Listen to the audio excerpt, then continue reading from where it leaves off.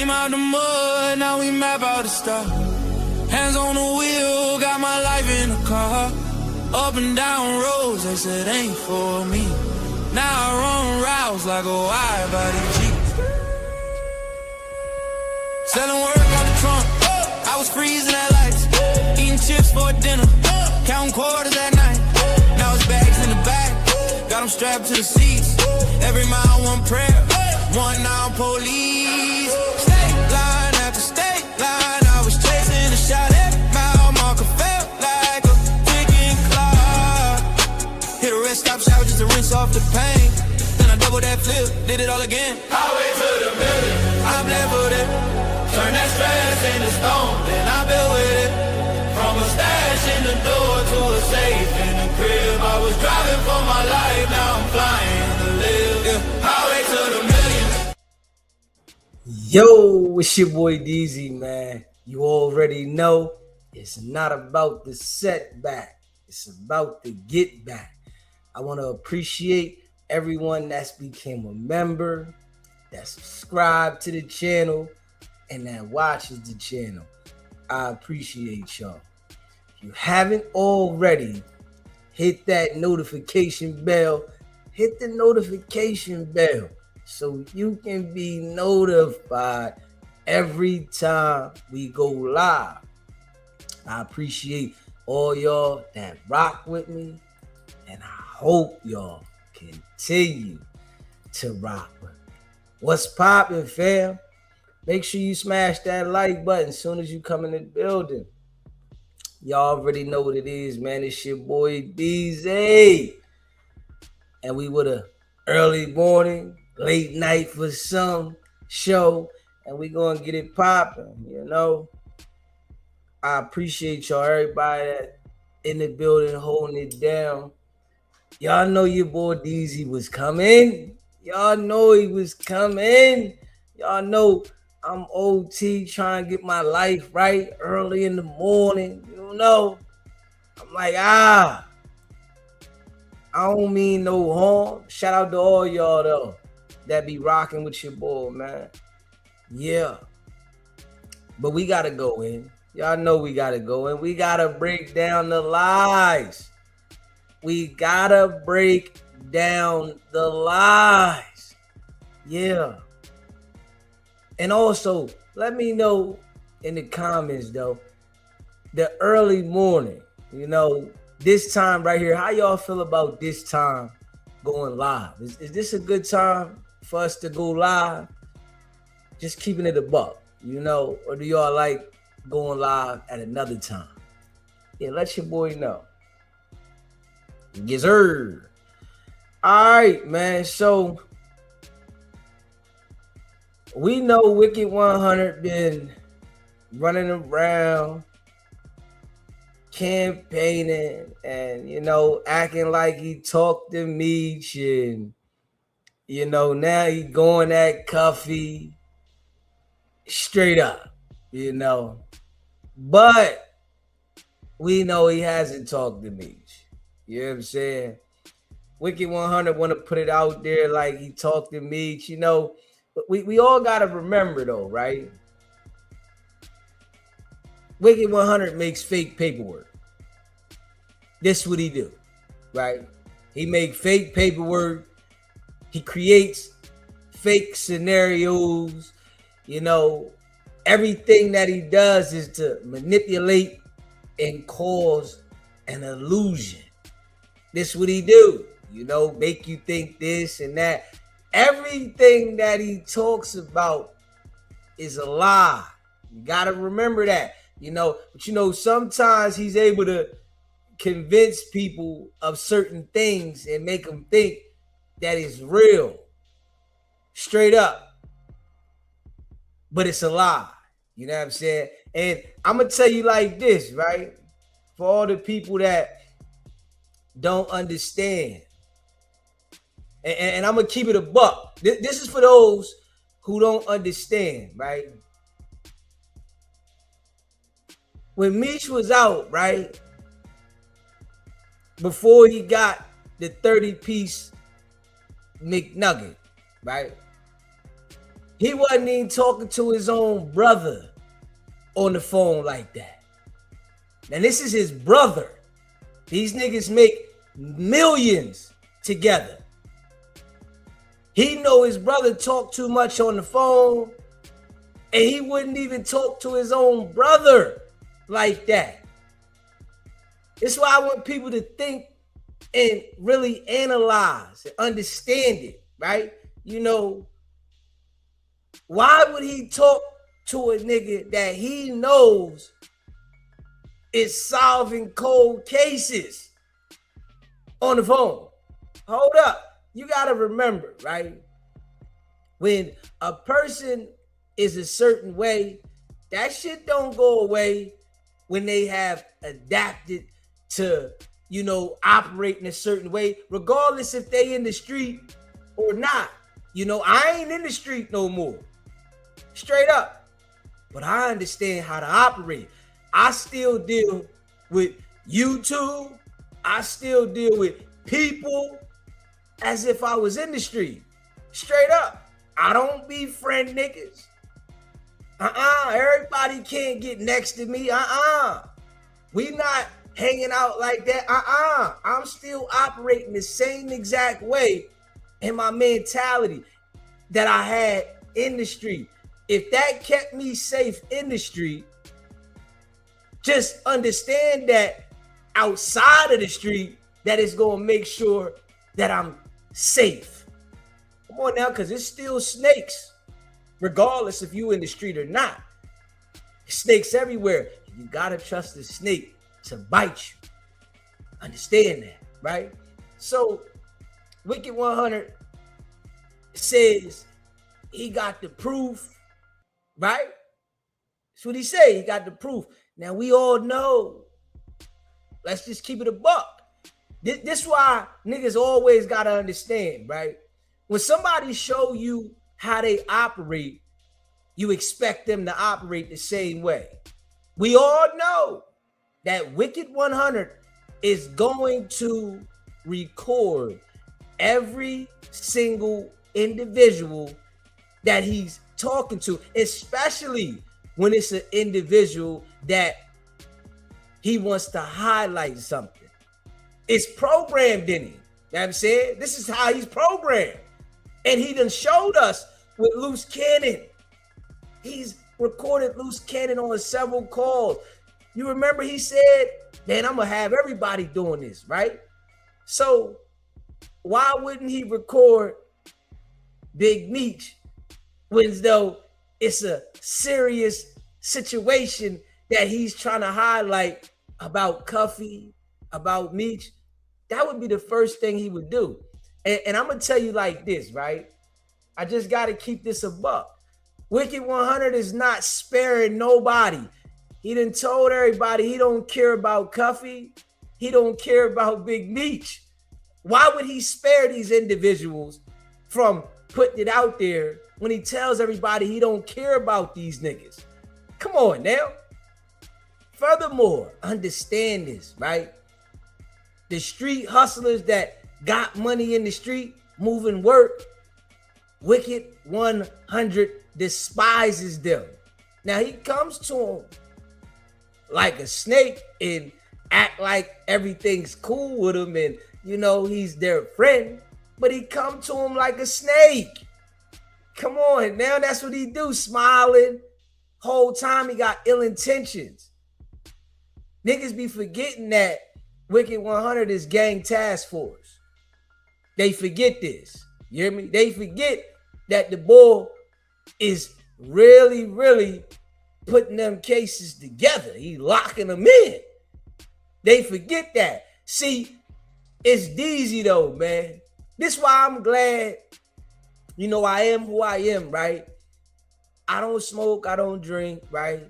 And for the people that rock with me, right? Deezy is the leader when he's talking about shit on the YouTube. For the people that rock with me, right? One thing Deezy don't do, I don't follow what nobody say. I'm the leader in what I say, right? And I always been like that. Niggas can say whatever they want to say and however they feel. It's cool. But I'm the leader in what I say.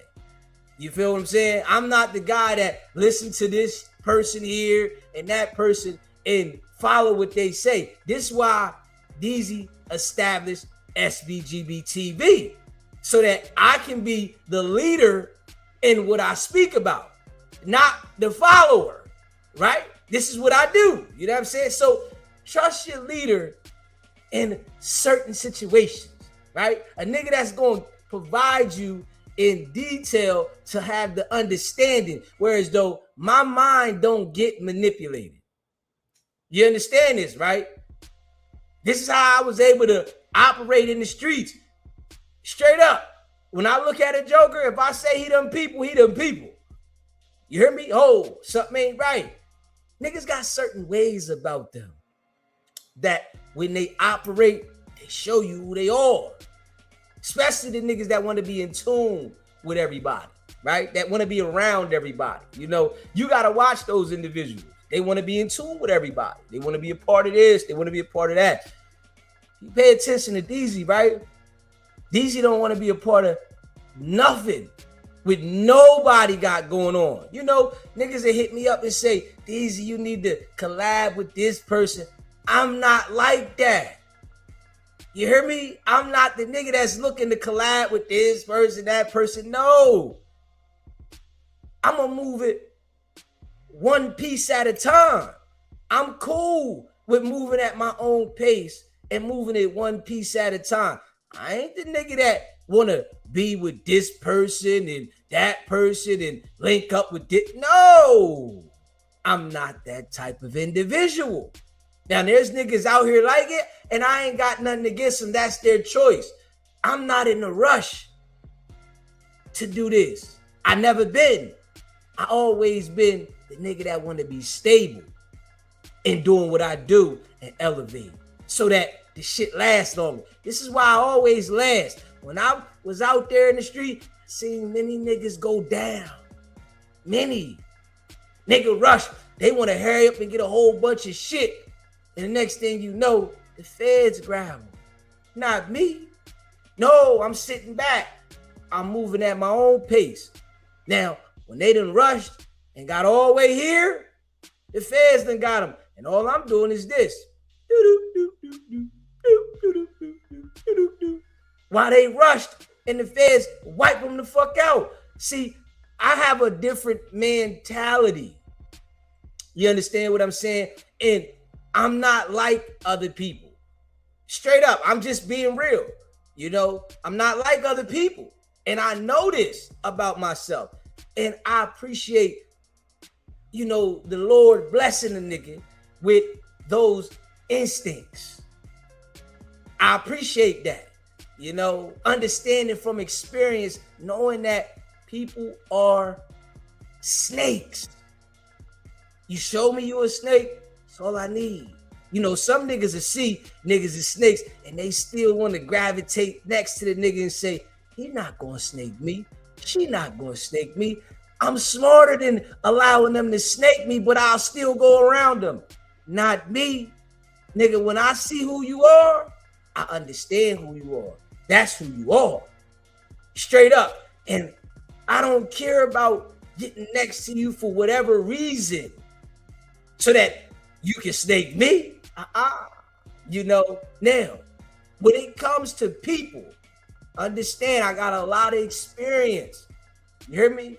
I have a lot of experience when it comes to people. And from all my experiences, I learned lessons. And you know, it's some people in life that say, oh, I'm going to give this person the benefit of the doubt. Man, I ain't giving nobody the benefit of the doubt once I see something. You hear me? When I see something, I'm not giving you the benefit of the doubt. Not at all. I'm not acting like I don't see something. Straight up. I'm not acting like, yo, you're not going to do this to me. No. If you show me you snake homie, I know you'll snake me. It's just about when. And if I play the game with you, I'm never going to see it coming. Straight up. You know, Wicked100 is the person that we all know that is a chameleon. Straight up. He going to play this way and do this and do that and get you. That's what he do, right? So just trust your boy DZ. For the ones that rock with me, you hear me? The ones that rock with me, Chain never talked to Wicked 100. I couldn't see that, right? I really can't see that at all. A nigga that had niggas telling on him, a nigga that had niggas put him in a situation, a nigga that wouldn't even talk to his own brother on the phone. His brother now, these niggas came out the same womb. He knew his brother was too hot. Nah, I can't talk to T on the phone. No, I can't fuck with T on that phone. Understanding that this nigga here is solving cold cases, why would he talk to the nigga on the phone? But Wicked 100 is able to manipulate some niggas and convince them straight up and make them think, yeah, nah. DZ, I don't think like that. You know what I'm saying? And I don't care how much attention niggas get on the internet, right? I don't follow nobody. I got my own mind. I think like I think, and I really, stand on how I think. I stand on it. This is from experience, straight up. This way I think ain't from me guessing. Everything that I talk about is from experience. This is why I'm able to talk about street shit and encounters with people the way I do. You hear me? If it comes to some other shit, maybe I gotta learn it because I haven't experienced it. You see what I'm saying? But when it comes to street shit and niggas in the street, no nigga in the street can tell me about no street shit, nigga. No nigga. No, and I'm saying none of them. I don't care who's known across the internet. I don't care who has the light. You can't tell me about no street shit. Yeah, I've been able to duck the bullshit with niggas because of my mind state. I've been able to stay out of situations because of my mind state. I've been able to identify, you hear me? And niggas that rock with me, they know, right? Niggas that know me personally, they'll tell you that nigga disciplined. And when I say something about something, because I got the ability to see when certain situations are going to occur, a nigga come back and tell me you was right. Yeah, dog, you was right on that one. All the time. Because I can see the shit. I don't get on there and be like, oh, this is going to happen and, that going to happen and I'm capping. I can see the shit. It's certain things in life that, are really self-explanatory, but people lie to themselves. Straight up. Wicked 100 is a liar. He understands that his manipulation is what gets him attention on the internet. He understands this. Him manipulating. And when we go over the content that we go over today, he's going to tell everybody in there. He tells people this shit. Literally. The boy tells people that he purposely manipulates the shit.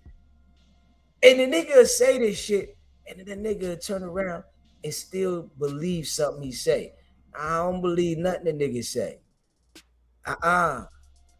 He gets more attention from lying to people than telling the truth. He understands that. So why would he tell a nigga the truth? You feel where I'm coming from?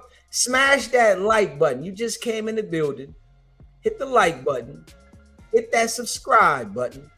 And share the live. Shout out to all y'all that rock with the channel, man. I appreciate y'all, man. DZ been placed in this position for a reason. You know what I'm saying?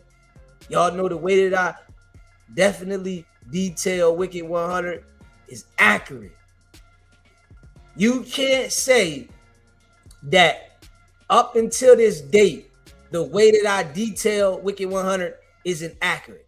There is a reason that Wicked 100 don't call into the show no more. Straight up. You hear me? There is a reason. You understand? Because I'm not one of them. You can't convince me. Y'all remember, for the people that been here for a while, when he tried to convince me that big homie CC was talking to this person and that person, and I didn't go for it. He even tried to call a nigga while we was on the phone and tried to convince me of something. And I'm like, nah, That nigga can see that I'm not them. He can see. That nigga only gravitates and will only sit down with the people that he feel he can manipulate. I'm too strong-minded, and I do not allow him to control the conversation at all. No, nigga, it's a lot of things that the boy doing. You know, he can see I've been putting too much information out there about who he is. Straight up. The diaper company. Who put that out there and solidified that it was Fufafi? SBGB TV. Let's just keep it a buck. Straight up. Let's just keep it a buck. Who put that out there and solidified it? This nigga been running around talking about this diaper company for years. This is a fact. Who solidified that? Us. Over here at SBGB TV did. Anybody can say whatever they want to say. We solidified that. Diaper companies, Fufafi. Straight up. Who has broke down the lies of Wicked100 like us? Nobody. And I'm just keeping it a buck. Nobody has broke down the lies and how he's been manipulating people like us. You think that nigga want to sit down and talk with SBGB TV? No. Hell no. You think he want to be on the stream with SBGB TV? No. I got too much information, and you can't convince me. And I'm going to tell you like this, right? Just keeping it a buck. This is another thing that Wicked100 does, right?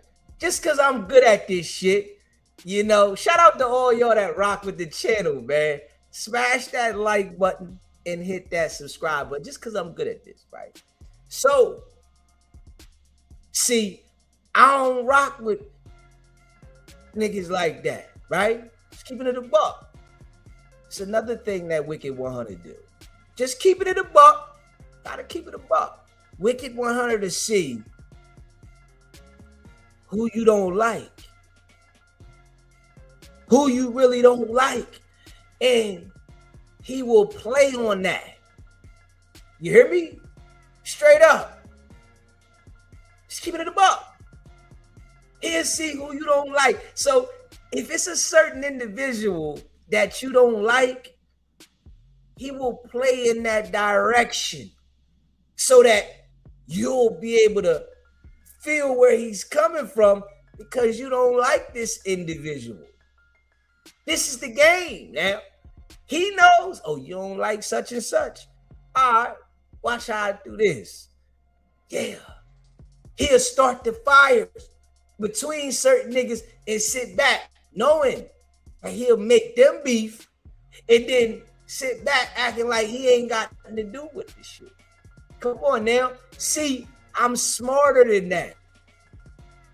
You can't do that to me. And for people that allow him to manipulate them, just listen to me. I'm giving you GA in me. Straight up. Yeah, Wicked100 can't convince me about nobody else, nigga. I know you the snake. I know you the lie. You can't make me think about you telling me about this person and that person because you trying to switch what you want me to think about. But there's niggas out there that he can do that to. And those people he will sit down with. Those people he will, you know, play a game with. Not me. Nigga, you can't change the direction of my thinking because you feel like I don't like somebody. You hear me? It's impossible. You know, I don't smoke, I don't drink. And if you listen to what we're going to play with Wicked 100 in a minute, right? He'll tell you, man, the nigga that smoke and drink can't do nothing with me. I'll get him every time. Yeah, nigga, you understanding, right? When you smoking and drinking, your mind be telling you one thing, and then it'll tell you another thing. Now, ain't nothing against to the people that want to do it. That's up to you. When you alter your brain and you want to escape reality, it's cool. That's a choice. It's okay. But your mind will say something 1 minute, and then it'll say something the next. And I'm telling you this from experience. I smoke, I drink plenty of years. It's been plenty of years I've been indecisive about certain things. I'm like, as soon as I think about something, then I smoke. Man, well, maybe this, maybe that. It's been plenty of years that I've had feelings of being upset about something, right? This is in my smoking and drinking days, right? I'm just keeping it a buck because that's just what I do, right? That I be upset at somebody about something, maybe somebody close to me, right? And then I'll smoke, I'll drink, and then I'll think I was the problem. Man, I know, man, I shouldn't have did this. Now, if I feel some type way about somebody, for whatever reason, I don't get those flip-flop emotions at all. When I feel some type of way, I'm stern with that. And that is all because I don't smoke and I don't drink.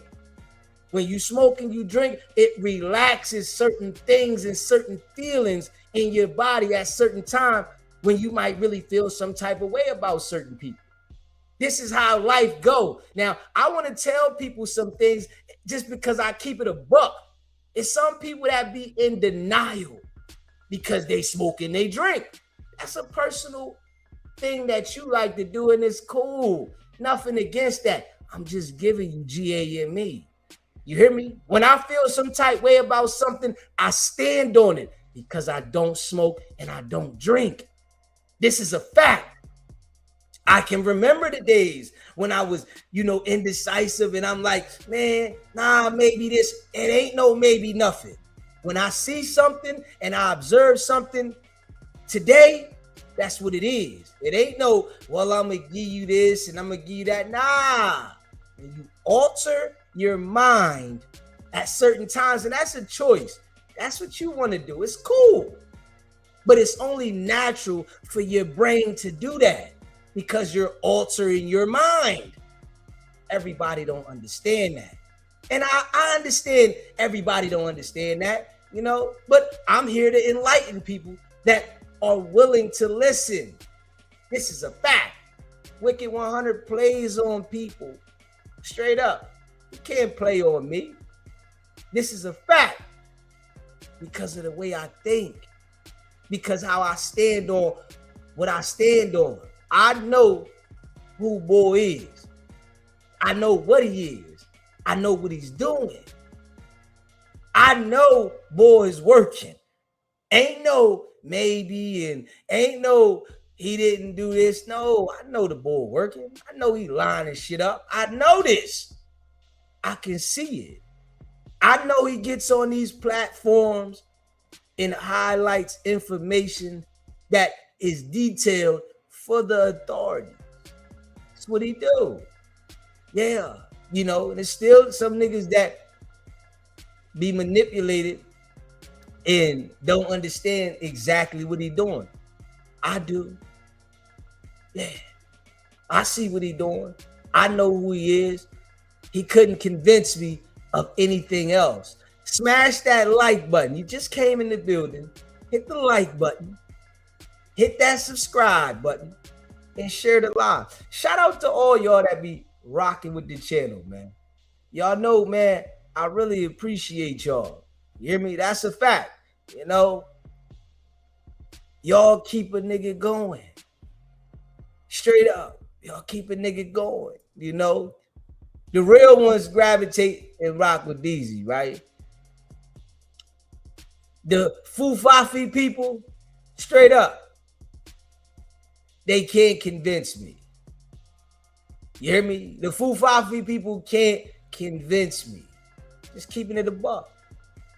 Not at all. Because I know what it is. Now, Wicked100 is never going to stop doing what he's doing. He's a valuable source to them people. You know, niggas say, yo, man, Wicked100 this. Nah, he's not going anywhere. He's not going nowhere. We're going to have content forever. You hear me? We're going to have content forever. He's not going nowhere. You feel what I'm saying? Yeah. As long as he's walking, we're not going to never run out of content. Because he's going to do the same thing over and over and over again. That's what he do, you know? And we call it out. You know what I'm saying? You know? Some people are convinced, oh, man, Wicked100, this, that, the third. Nah. He's a liar. He'll lie quick. That's what he do. You know, we're going to get into, you know, the no jumper joint today. You know what I'm saying? We're going to get into that. We're going to react to that, man. Yeah, and I really want y'all pay attention, you know, as we react to this one, man. You know, he's definitely saying some things in this one like he always does. Yeah, you know, straight up. Dude is a certified liar. That's what he is. You know, he's only going to lie and manipulate. The boy said he had somebody tap me on the shoulder before.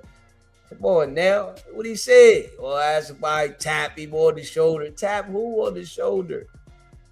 Yeah, you know. You listen to the lingo that he speaks, you can tell. Man, that nigga, hold up, man. Like, come on, man. Yeah. How you gonna have a nigga like myself tapped on the shoulder? Yeah, knowing I got issues. Yeah. Shit would have went all the way left. You know what I'm saying? Like a nigga like myself, and anybody know win, lose, or draw. I'm that type of guy. You know, I'm not saying I can beat everybody, but I'm a problem. I know this. You know what I'm saying? And I don't care what situation it is. I don't care if I'm outnumbered. You know what I'm saying? I know me. You know, I don't talk like this and deliver like this and I'm Fufafi. Anybody know me? You know, they gonna tell you.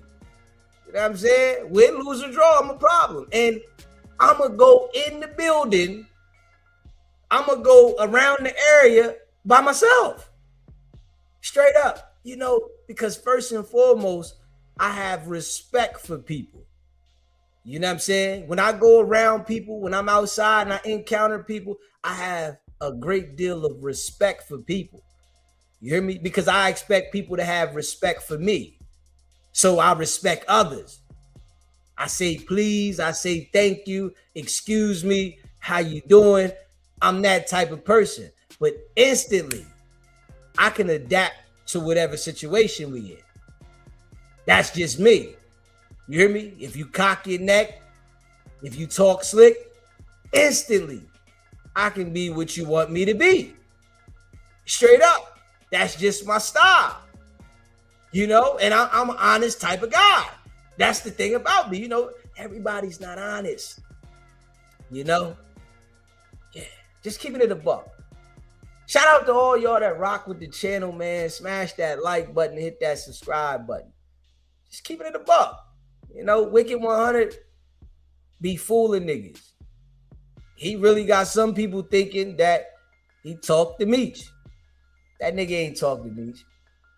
You know, why would he? Why would Meech talk to him? For what? What would it do for Meech to talk to Wicked100 though? Just being real. What would it do for him? How would it benefit him? Like, come on now. Straight up. What would it benefit Meech to talk to Wicked 100. Why? What would he gain out of it? To have a conversation with Wicked 100, how would that benefit him? If Wicked 100 gonna go at Cuffy, why does Meech have to talk to him? Come on now, why? Just to say I got on the phone with this nigga? Nah, nigga. Come on now. Just keep it a buck. You know what I'm saying? Just keep it a buck. Smash that like button, hit that subscribe button, man. Yeah, man. You know, just like with 50 Cent, right? 50 Cent thought he was gonna stop Meech some type of way from getting money. Man, you gotta be honest, man. A nigga that can move birds across multiple states and really be actively getting to it, man, you can't stop that type of nigga from hustling, man. You just can't. You just can't. I don't care what you say or who you think you are at the time. You just can't stop that type of hustler, man. You can't. I know this because of myself. I know this. You can't stop a hustler that knows how to adapt in any weather. You can't. Like, come on, man. You know what type of mindset it takes to move birds across multiple states? You know what type of mindset it takes to move birds and be consistent at it. Not just luckily bumping up on the plug. I'm talking about to consistently over and over and over and over again to move birds. And then also not get knocked with one of them. You know what type of mindset you gotta have? Listen, you know, I was looking at something yesterday and I caught this a little clip. I didn't really watch a lot of it, but I caught a clip of it, you know, with Meech talking. And Meech was like, yeah, you know, it's some niggas that can get money behind the scenes. They can be behind the scenes and get to the bag, right? He said, but it ain't like that for me right now. I gotta be out on the front line. See, this is what some hustlers don't got in them. You understand what I'm saying? Whereas though, you gotta know how to adapt. I used to do this and do that. All right, I gotta break down and put myself here to do this, to build it back up. You know, but it's some hustlers or some niggas that, you know, got egos. They got pride. They can't put themselves at a lower level because everybody look at them like this. But real hustlers understand, nah, I gotta do this to build it up. Like myself, right? I understand I made a lot of crazy money in the streets, right? I understand this. But what I do understand is I want to live better, right? This is the thing, the mentality. You hear me? It's the mentality. I understand I want to live better. I understand I don't want to go to jail. So I don't have no problem with breaking it down, leaving the streets, turning to YouTube, make less money to build it up so I can make more money. I don't have a problem with that. Whereas though it's niggas that might get crazy paper in the street, but they don't want to make the little money that they got to make on YouTube to start off to build up because their pride is in the way. Not me. I understand this. Oh, you got to establish something, DZ. You got to put something together. Don't worry about you not getting as much money as you might have got on the streets and you ran around. No, nigga, you got to establish something. And eventually, you'll get to that point. This is the mindset of a hustler. Hold up. I got to step to this level, but eventually it's going to be to this level. The different mindset. You hear me? I can smell this shit. You know, just real recognize real. Smash that like button and hit that subscribe button. Shout out to all y'all that rock with SBGB TV, man. Shout out to all y'all, man. I appreciate y'all. Everybody that was here on the live. You know I was a little late, but we'll be back on track the next live. This is a fact. You know what I'm saying? We'll be back on track. You know what I mean? But I'm here. Just keeping it a buck. Smash that like button and hit that subscribe button. Real, recognize real. You hear me? A nigga come from a certain hustle. When it's in you, it's in you. It's some niggas that really don't gotta hustle. Yeah. You know, when you see Wicked100, he'll never in his life go out the ballpark. He don't got that mind state. He got the mind state of a little hustler. You know what I'm saying? He don't got the mind state to go big. He'll tell you, man, I can't sit and do 8 hours a day. Hold up. You can't do YouTube 8 hours a day if that shit gonna make you 100 and something a month. If you known the way these niggas is known already, if they lock in, them niggas can make crazy paper, but you can't do it. You rather go out here and line niggas up, lie on niggas, instead of the paper. That lets you know what type of nigga Wicked100 is. That nigga will rather go out here, lie on people, get people caught up in cases, than to get to the paper. That just lets you know. When I hear him talk, see, I think different. When I hear him talk, it let me know what type of person he is.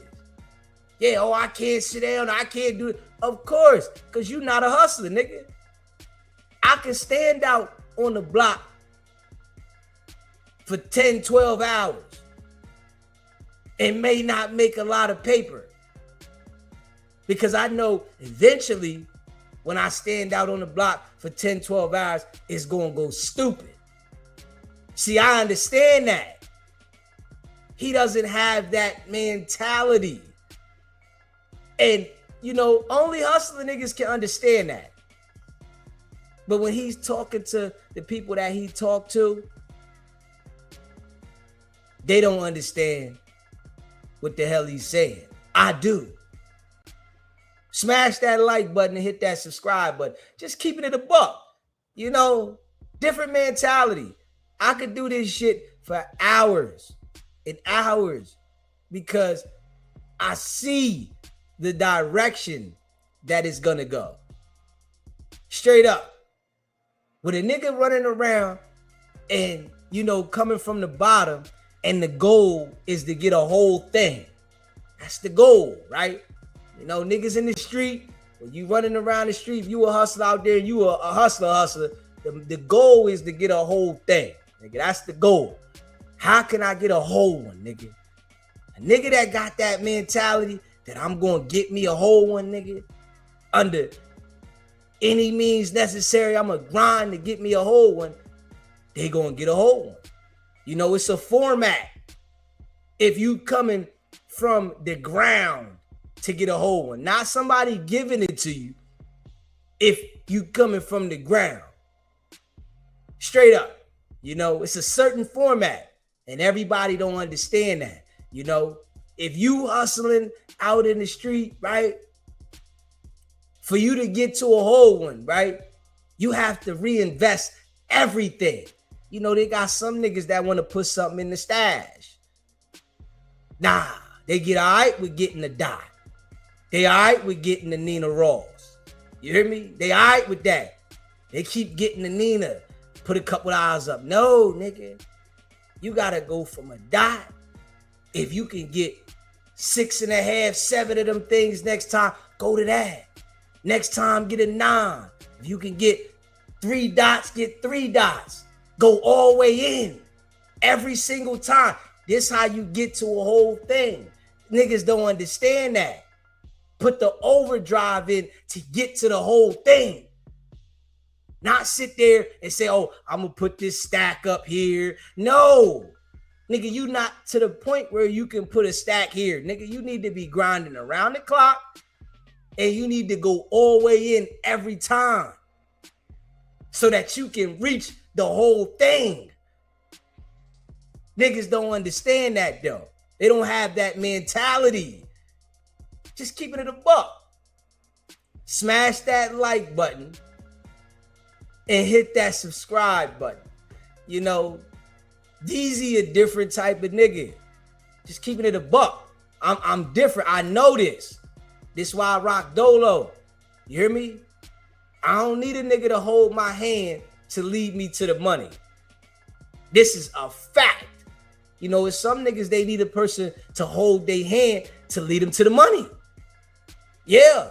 You know, I don't need to be up under a platform. And I'm just going to keep it a buck. You know, I'm not the type of dude that is going to show up consistently to another nigga's platform to get myself going. I'm not that type of guy. I might pop up once in the blue. Yeah, I'm going to come through, show face. You know, niggas that, and I'm just going to be real, niggas that show up to other niggas' platforms, right? Whereas though they got to sit on a nigga's panel and come like Wicked100 shit. Every week he's at No Jumper. I'm not that type of guy. See, he'll say that he's the type of guy that he can't do hours of YouTube for whatever reason. Maybe the boy got ADHD. Maybe he got that, right? He can't stay focused on shit. But he can go to No Jumper for an hour or two and live. Now, I can't do that. You hear me? That's the shit I can't do. I can't go sit on another person's platform consistently every single week and don't establish my own shit. I can't do that. You hear me? That's equivalent to me as you going out on the block and the nigga paying you $100, $200 a day to stand out on the block and sell their shit. That's what my mind frame said. Nah, nigga, I'm gonna go buy my own shit and I'm gonna stand out on the block all day and sell my own shit. I'm not gonna stand out on this motherfucking block and pump your shit so you can give me a couple dollars. But when you listen to a nigga like him, he acts like that shit makes sense. No, I'm not that type of hustler. I'm gonna go get my own shit. I'm gonna stand outside. I'm gonna grind around the clock and get to the bag. Yeah, I'm not gonna pump your shit and then you pay me at the end of the fucking day. No, I'm not doing that. That's not my style. Shout out to all y'all that rock with the channel. For the real ones that understand what I'm saying, understand that I'm making sense. You know, but all you gotta do is listen to Wicked100. There's different type of people out there. He's that type of person. You know? He's cool. He said he'd done 150 episodes. There's no way that I would have done 150 episodes showing up at No Jumper every week to do a podcast and I didn't have my own shit. There's no way. There's no way that you would be breaking me off of a cut of the show and I didn't have my own show running it, making my own money. I'm just not that type of hustler. So he's the type of guy that can go do that. I'm the type of guy that can't. I'm the type of guy that can sit here for hours and build the platform to make my own money rather than go to somebody else's platform to make their money. That's the difference. You understand what I'm saying? So when I listen to the boy, he let me know, nigga, you not a hustler, nigga. Nah, you're not a hustler, nigga. You a touter. I know what type of nigga he is. You a touter, nigga. You the type of nigga tell you go to the store. Go get this. You the type of nigga tell you, yo, sit down right here. That's the type of nigga you is. Y'all want you to sit here. Everybody come, boom. When you run out, let me know. I got you again. That's the type of nigga he is. Just keeping it a buck.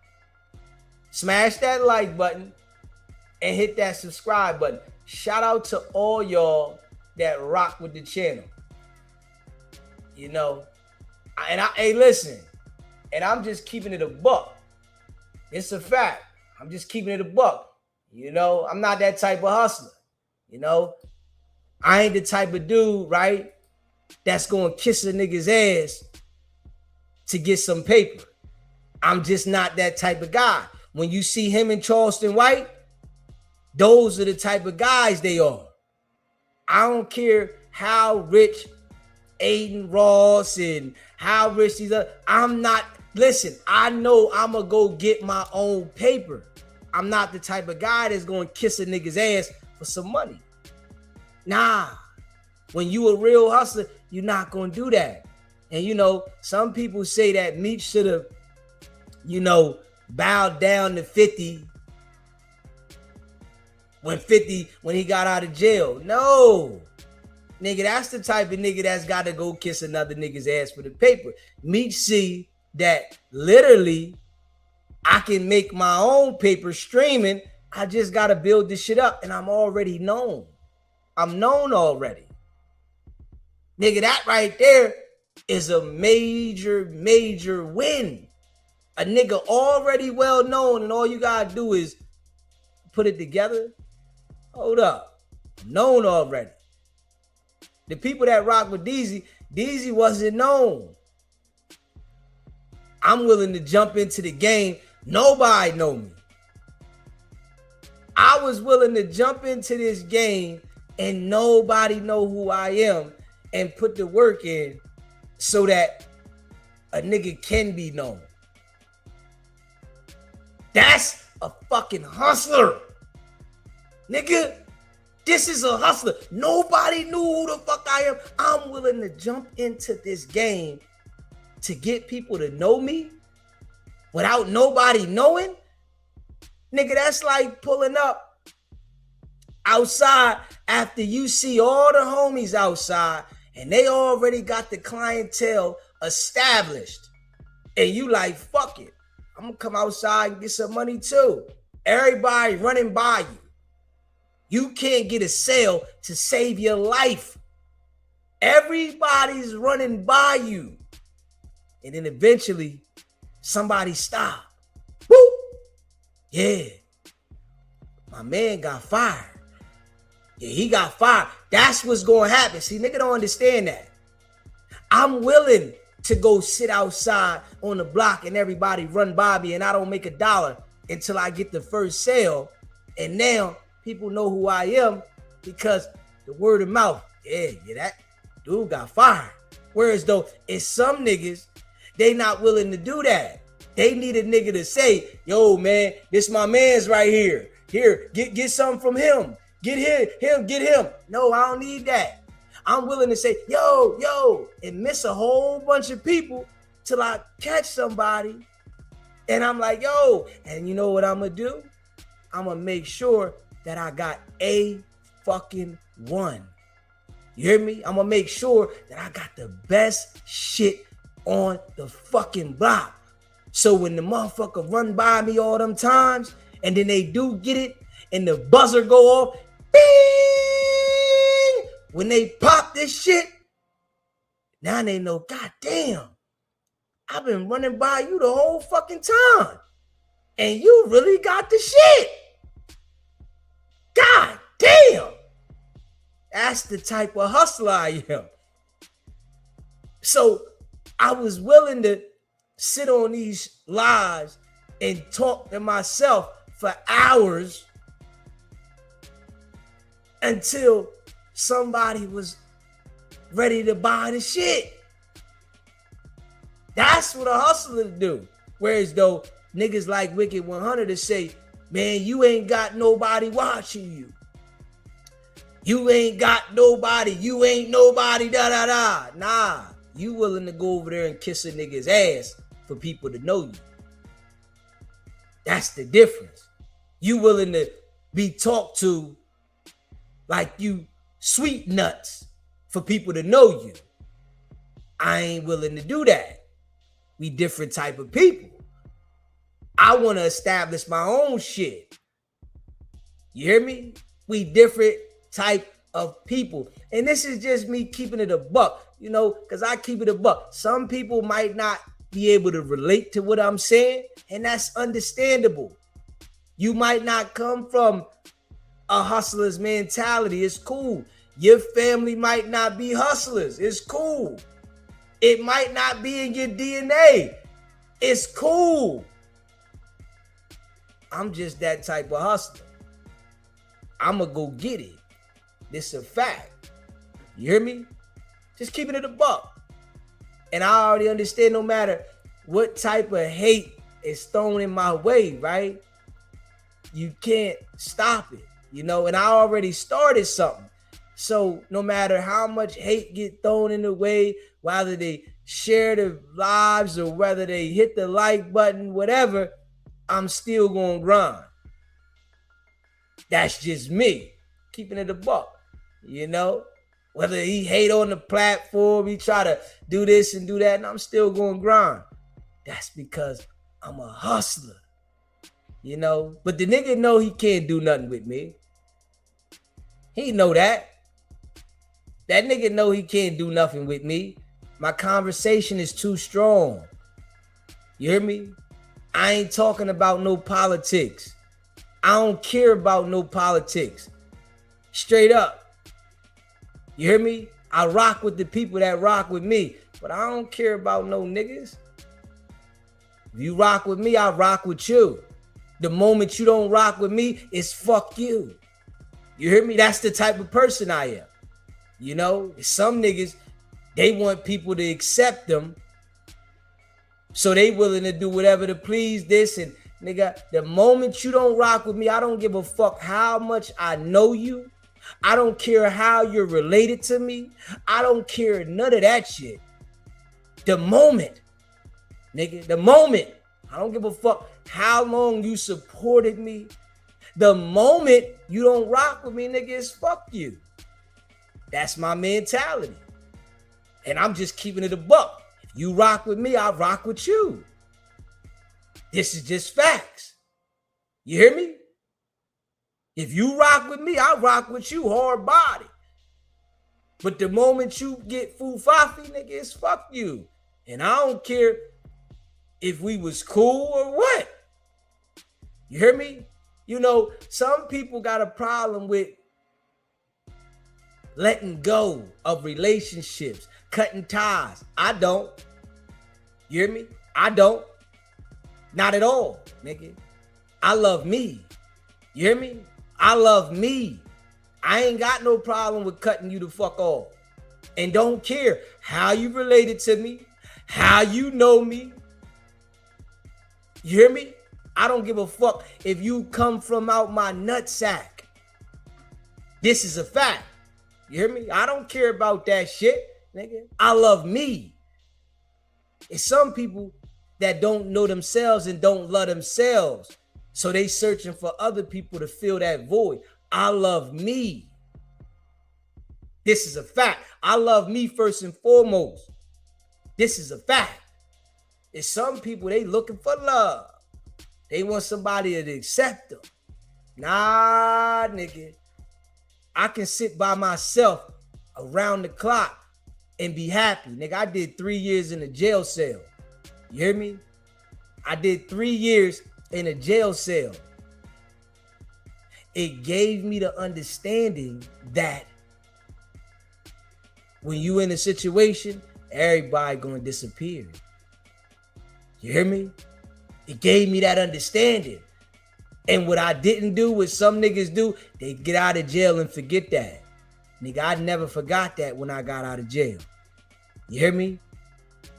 Shit made me look at everybody different, nigga. When I was home and I was feeding niggas, everybody was down on my side, rocking with a nigga. As soon as I went to jail, everybody go to the next nigga. Yeah, hey, man, whoever out here that can feed a nigga. See, I don't forget those things. But it's some niggas, they get absent-minded. I love me. I ain't looking for you to love me. You hear me? I love me. If you rock with me, I rock with you. But I ain't looking for you to love me. Because I love me. You know? Straight up. And I'm cool with being by myself. This is a fact. You hear me? It's some niggas, they need people around them. It's some guys that need a girl. It's some girls that need a guy. It's some people that need friends. I'm the type of person, I'm cool with being by myself. I can talk to you on the phone. Yeah. I get irritated anyway with people around me. I know this. People be talking about some shit I don't want to hear. You saying something. Right now, I want you to shut the fuck up. I don't want you to talk. I want silence in the fucking room. You understand what I'm saying? You might want to talk, but I want silence. So I'm cool with being by myself. I want to sit here and stare at the fucking wall. I don't want to hear you talk. Whereas though you got somebody next to you that they want to keep talking. Shut up. I don't want to hear that shit. Now you trying to keep, oh, how your day? Shut the fuck up. I like silence. And you know, I love being the way I am. Real shit. You know, some people, they can't handle this. They get fidgety. They got to be around people. They got to be doing shit. And I can sit in place. I ran around the streets for years. You hear me? I ran around the streets for years. Up all night, grinding for years. You hear me? And just being real, right? When you out in the streets, in order for you to last, you have to be to yourself with a lot of things. If you one of them type of people that have to share information and you gotta be dealing with this person and that person, you're not gonna last. You gotta be to yourself. You gotta be secretive in order for you to last. You hear me? I played that life for a long time. You know, I was blessed to make it through. You know, all the people that rock with me, I appreciate you. Smash that like button and hit that subscribe button. I made it through that life and I was blessed. I had some situations throughout the journey, but just keeping it a buck. DZ ain't got no convictions. You hear me? Ain't never told on nobody. You hear me? Because I always did shit by myself. It's hard to fight a case when you got a whole bunch of niggas around you. Yeah, them cases is hard to fight. Niggas start thinking about their girl, their family. Niggas will tell quick. They don't want to leave their family. It's a fact. You know, niggas don't want to leave the family. Yeah, you got a nigga around you. You know his girl gonna be out there taking this much dick. He don't want to leave her. No, why would he want to do that? You know, she might stick around for an ace. She might stick around for an ace, maybe a deuce. A Tracy and up, nigga. She got to get that coochie hit from the back. Raw, butt naked. Come dripping out the motherfucker while you in the cell. Niggas don't want to do that. They don't want to go sit in the cell and the nigga around there filling that shit up. Yeah. But this is what happens when you want to have a whole bunch of people around you. You hear me? You know what I'm saying? Yeah. So, you know, a nigga always been dolo. Yeah. You know? And I ain't talking on the phone. You know?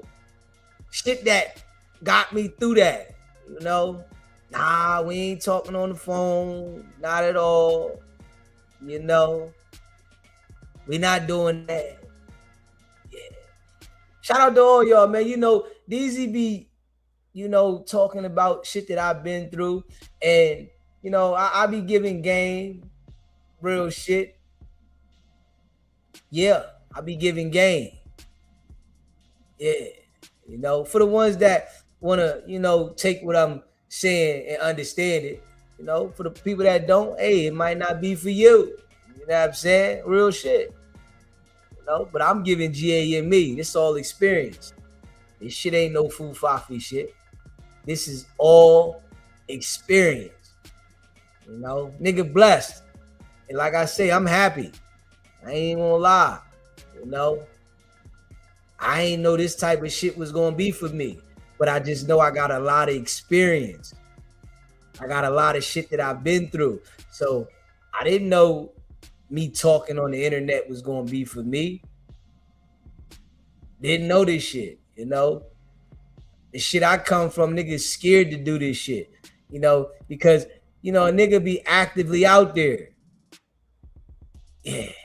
You can't be actively out there doing this shit. You hear me? But there's some niggas that feel like they gonna be actively out there and they want to come to the internet and talk. Nah. You gotta pick a side, you know?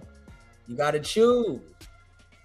You know, some niggas is, you know, scared to start something else and build it up. They might be used to a certain living. They scared. You know, I just know, you know, one thing about DZ, just to keep it a buck with the people that rock with me, I work my best under pressure. Real shit. You hear me? That's when I work my best. When I'm under pressure, I work the best. A nigga can't fuck with me under pressure. You hear me? Now, I done got comfortable, nigga living good, and I'm just chilling right now. You know what I'm saying? Maybe that's what helped the nigga though, a lot. You know? Real shit. You know? That might have been what helped the nigga, but I work good under pressure. You know what I'm saying? You know, I'm the type of dude, right, that I turn the heat up. Get up. It's hot. I quit. You hear me? Nah, I quit. Yeah. You hear me? The investigation is going cold because you're wasting your time looking at me. I quit. Yeah, you can follow me here, you can follow me there, you can follow me. I quit. Yeah. When the heat go down, I'm back. The heat down, all right, I'm back. Turn it up. The heat get on again, I quit. It's over. Yeah. That's one thing a nigga will tell you about a nigga. I quit. You know, always keep a good rapport with your resource. You know what I'm saying? Always keep a good rapport. You know, the resource know, man, I'm chilling, nigga. Man, I'm chilling. It's over. Yeah, I'll holler at you when I need you. I know how to get in touch with you, nigga. Yeah. When I need you, I get with you. I'm chilling. But you know, with niggas in the street, right? Just keeping it a buck. They don't know how to do that. Yeah. See, this is a game in the streets. Everything's a game. Life is a game, right? But when you in the streets, it's really, really a game. And you got to play the game accordingly. You know? But niggas don't know how to stop. You see, when you play a video game, right? You die in the game. It ends, so you might want to take a break on the game because you done lost all your credits, right? In the streets, you gotta be the one to end the credits. All right, it's over. All right, let me chill right now. I'm gonna buy some extra credits now. Niggas in the streets don't understand that. Not at all. They always go until they get caught. They don't know how to say, all right, I'm chilling. You know, I'm gonna take a break. They thinking about my money gonna go down. You know, I always had the mentality whereas though I can get the money back. That's always been my mentality. I can say, listen, I can make the money back if I'm on the streets, but if they take it from me, I can't. I can't do nothing. If they grab me, lock me up, indict me, I can't make no money. But if I quit and come back, then I can always make some more money. So I'd rather, you know, and I always had the mind state, right? I'd rather spend all my money than them niggas to take it all. Because they took plenty of paper from me before. You hear what I'm saying? They took plenty of motherfucking paper. You know what I mean? So I've always had the mind state where though I'd rather spend the money. Let me fuck up my money. I'd rather go fuck all the money up because I know I can make it back. Rather than trying to keep going. And then they just take it all and I don't even get to spend it. You know, niggas don't think about it like that. How is it to save up all this money and you don't get to spend it and they take it? What's the purpose? You know, that's the mind frame though of some niggas. How you gonna go out here and make all this motherfucking paper and then you don't get to spend it and they take it all? They take all the money. Man, that shit don't make no sense. That ain't adding up. Not one bit. Hold up, nigga, I want to spend some of this shit. You hear me? Hey, man.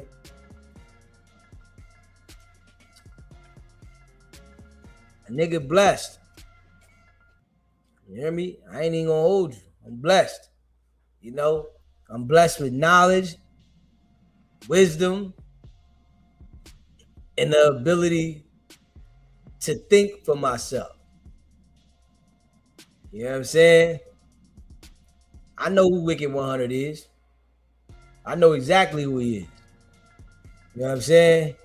He know I know who he is. This a fact. Smash that like button. Hit that subscribe button. Shout out to all y'all that rock with the channel. I know exactly who Wicked100 is.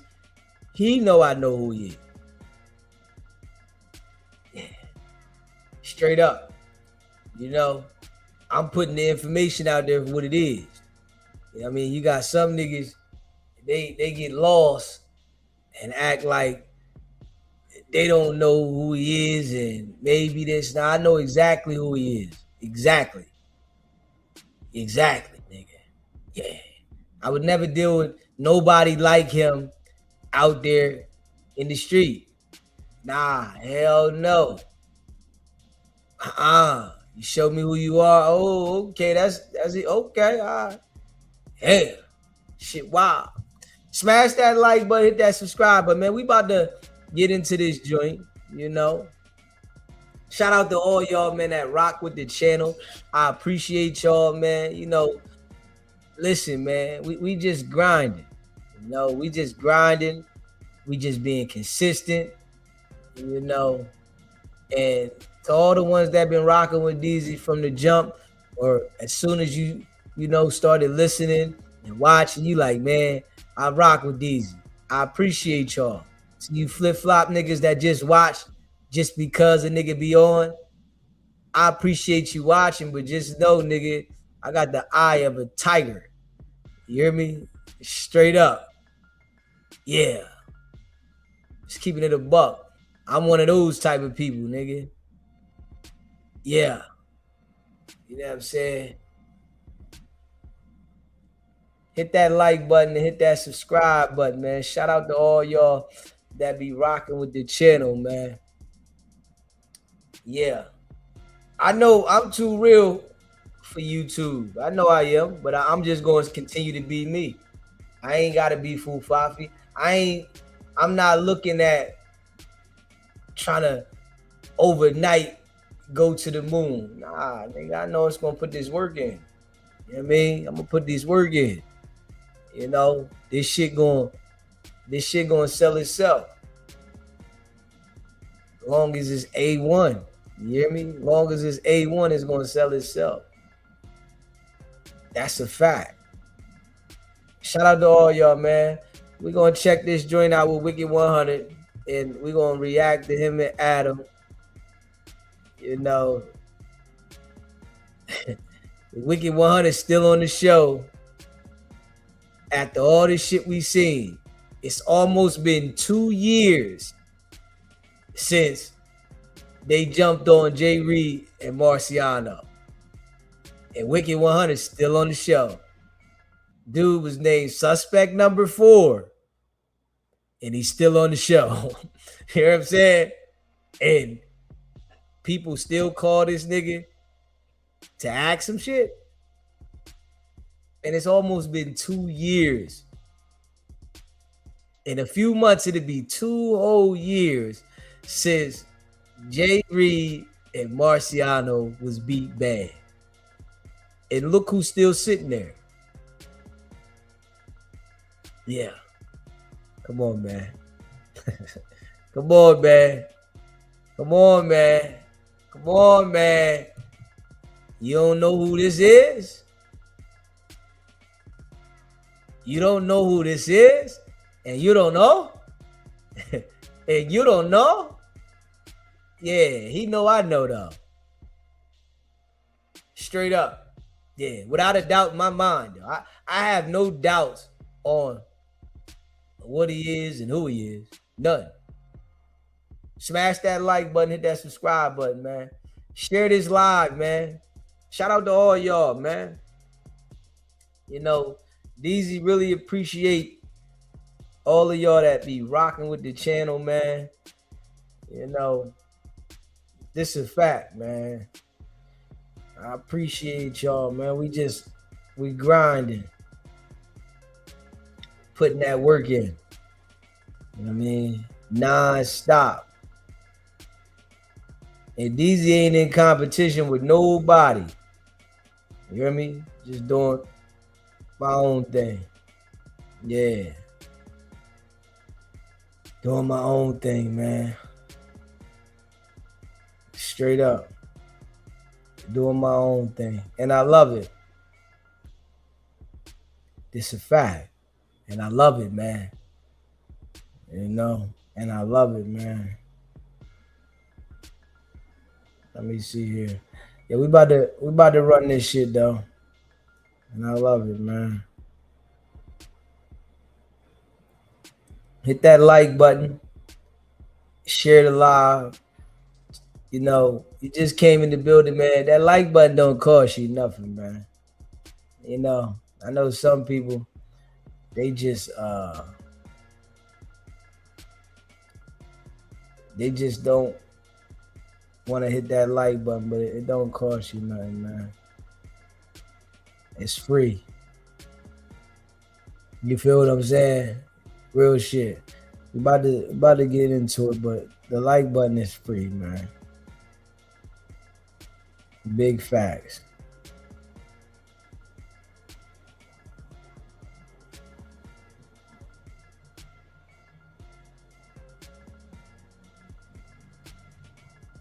Big facts, man. We're about to get into this joint, though. I appreciate y'all, man. To the real ones. That rock with SPGB TV.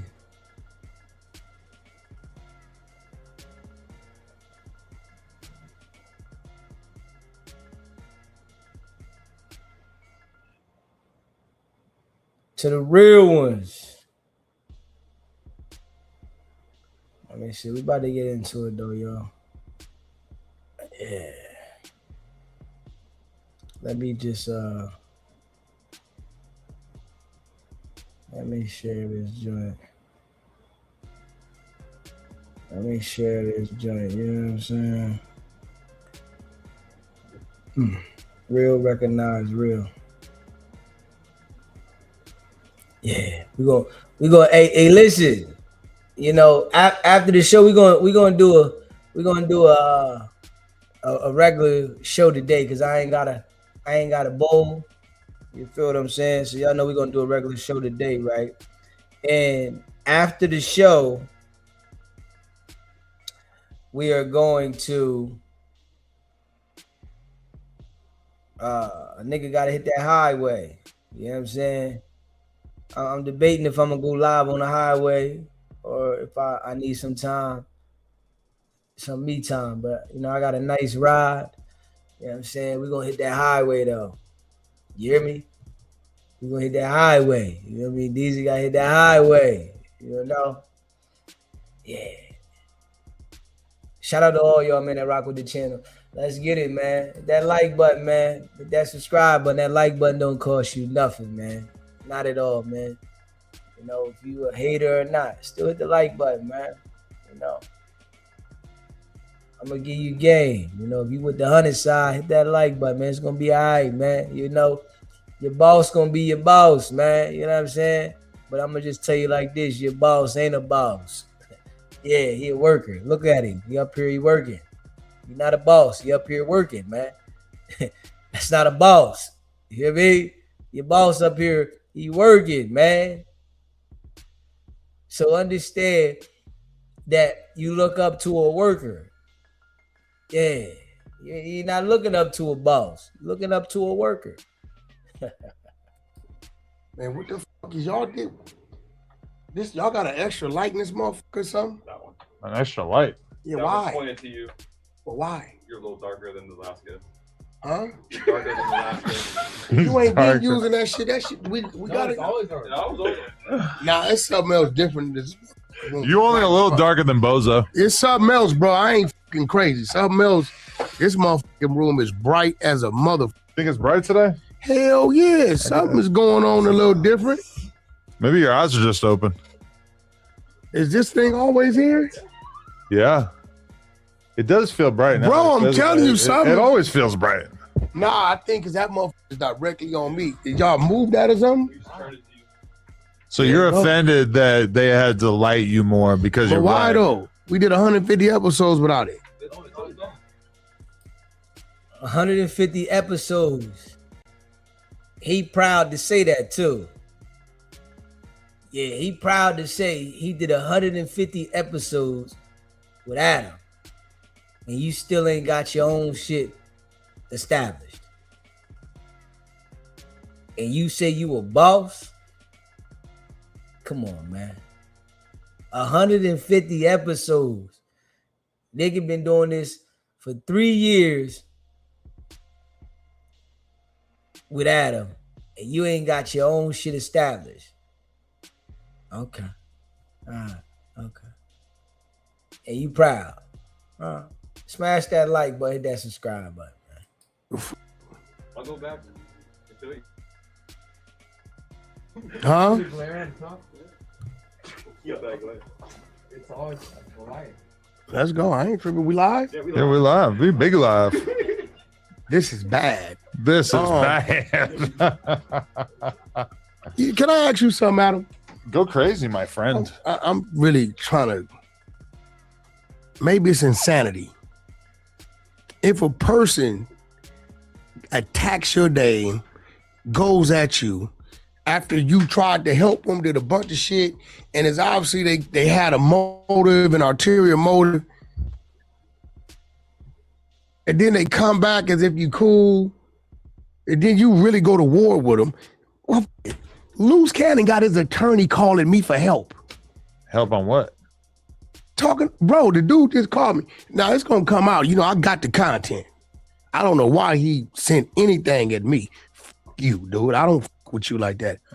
This dude, Listen to him though. Now this is the same person that him and Loose Cannon called me, and they was the best of friends. They called me, and they was riding for each other, right? Yeah, we gonna get your channel and all this. Now, when you listen to how he say he don't mess with Loose Cannon, this shit is like comical. It's comical. Really though, because they was all over the internet. They was the duo, Loose Cannon and Wicked100. Now you don't rock with this dude, and you really like talking like you wasn't his bestie. Boy, I tell you, man, that's the work that he was putting in. You know what I'm saying? That's that real work. Dude is trying to rat on Big U again. Through you. Bro, it's fucking diabolical. Now, you didn't try it 2-3 times. As you know, we didn't got it and released it from other attorneys. Okay. This dude, hey, here's his twist. Remember when he sat here and he was talking about what he was talking about, and whatever they did, they went back somewhere, and he made mention of dude came back and wanted some of the money back, right? Yeah. And then he ended up doing something with another individual and taking half the money. So Luce is telling his attorney, Big U was collecting the guns from his homies and taking the guns to the grid program. And this is where he's stupid at. Selling the guns to the grid, and then the grid gave him money, and then he was taking the money and distributed it with the homies. So I think what he's trying to do, That's what Big U was doing. this is what Loose Cannon is saying Big U was doing. Okay. So what Loose Cannon is attempting to do is erase the whole situation he said happened on how they really got it, went back, and what it was, right? So he says, so Big Loose Cannon says, you know, Big U has guns all the time. You've seen it with guns, right? I said, I've never seen Big U with a gun in my life. Listen to it. Hey, listen to it. This nigga said he ran with Big U for 18 years. 18 years. And he said he never seen Big U with a strap in his life. Okay. And we supposed to believe this. And then this attorney that is supposedly Loose Cannon's attorney says, we need you to help him out. What? Like, so what was Wicked100 supposed to do? What was he supposed to do? He supposed to get on the stand and vouch for Loose Cannon? Like, the attorney calling you to ask you to help Loose Cannon out. This shit's crazy, man. And then when we think about this, right? Why is the attorney calling you? Why would he be calling you though? Out of all people in the world, there's nobody else he can call? Loose Cannon didn't tell him to call nobody else, specifically call Wack. You gotta call Wack. You call him, he gonna tell you everything you need. Straight up. Like, who's going for this shit, man? Smash that like button, hit that subscribe button. He really thinks people believe this shit? What we know about the grid program is spelled out in the grid program. Now, I can see you the copy of the grid program contract. So what we know his job description is in a contract. So you got to remember, I've never seen Big U and Loose Cannon together in my life. Right. You came in after that. The first time I seen Loose Cannon was that day. Right. So I don't know what, but I'm like, so it's Loose.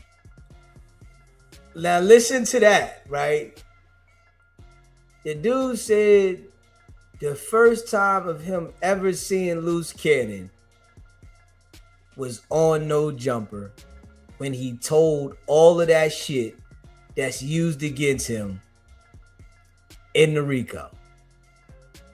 So out of all the people in the world, Loose Cannon qualified without you meeting this guy, ever seeing him in person, to be brought on No Jumper, this platform that you say it's so,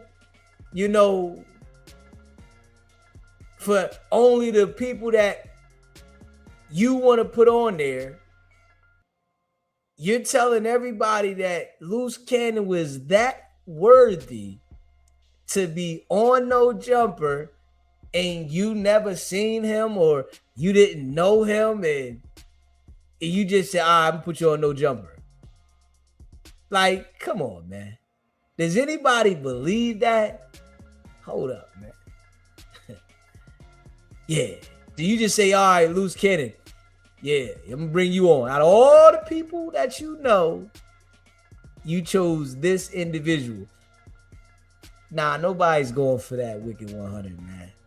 I'm just being real. When he talk, it just lets you know who he is. Nobody's going for this, dog. Yeah, you brought Loose Cannon there for the reason, right? And the investigation was on and popping. Yeah, and you definitely made sure that the information was provided. Yeah, and it is what it is. Loose Cannon got up there and said everything that they needed to know,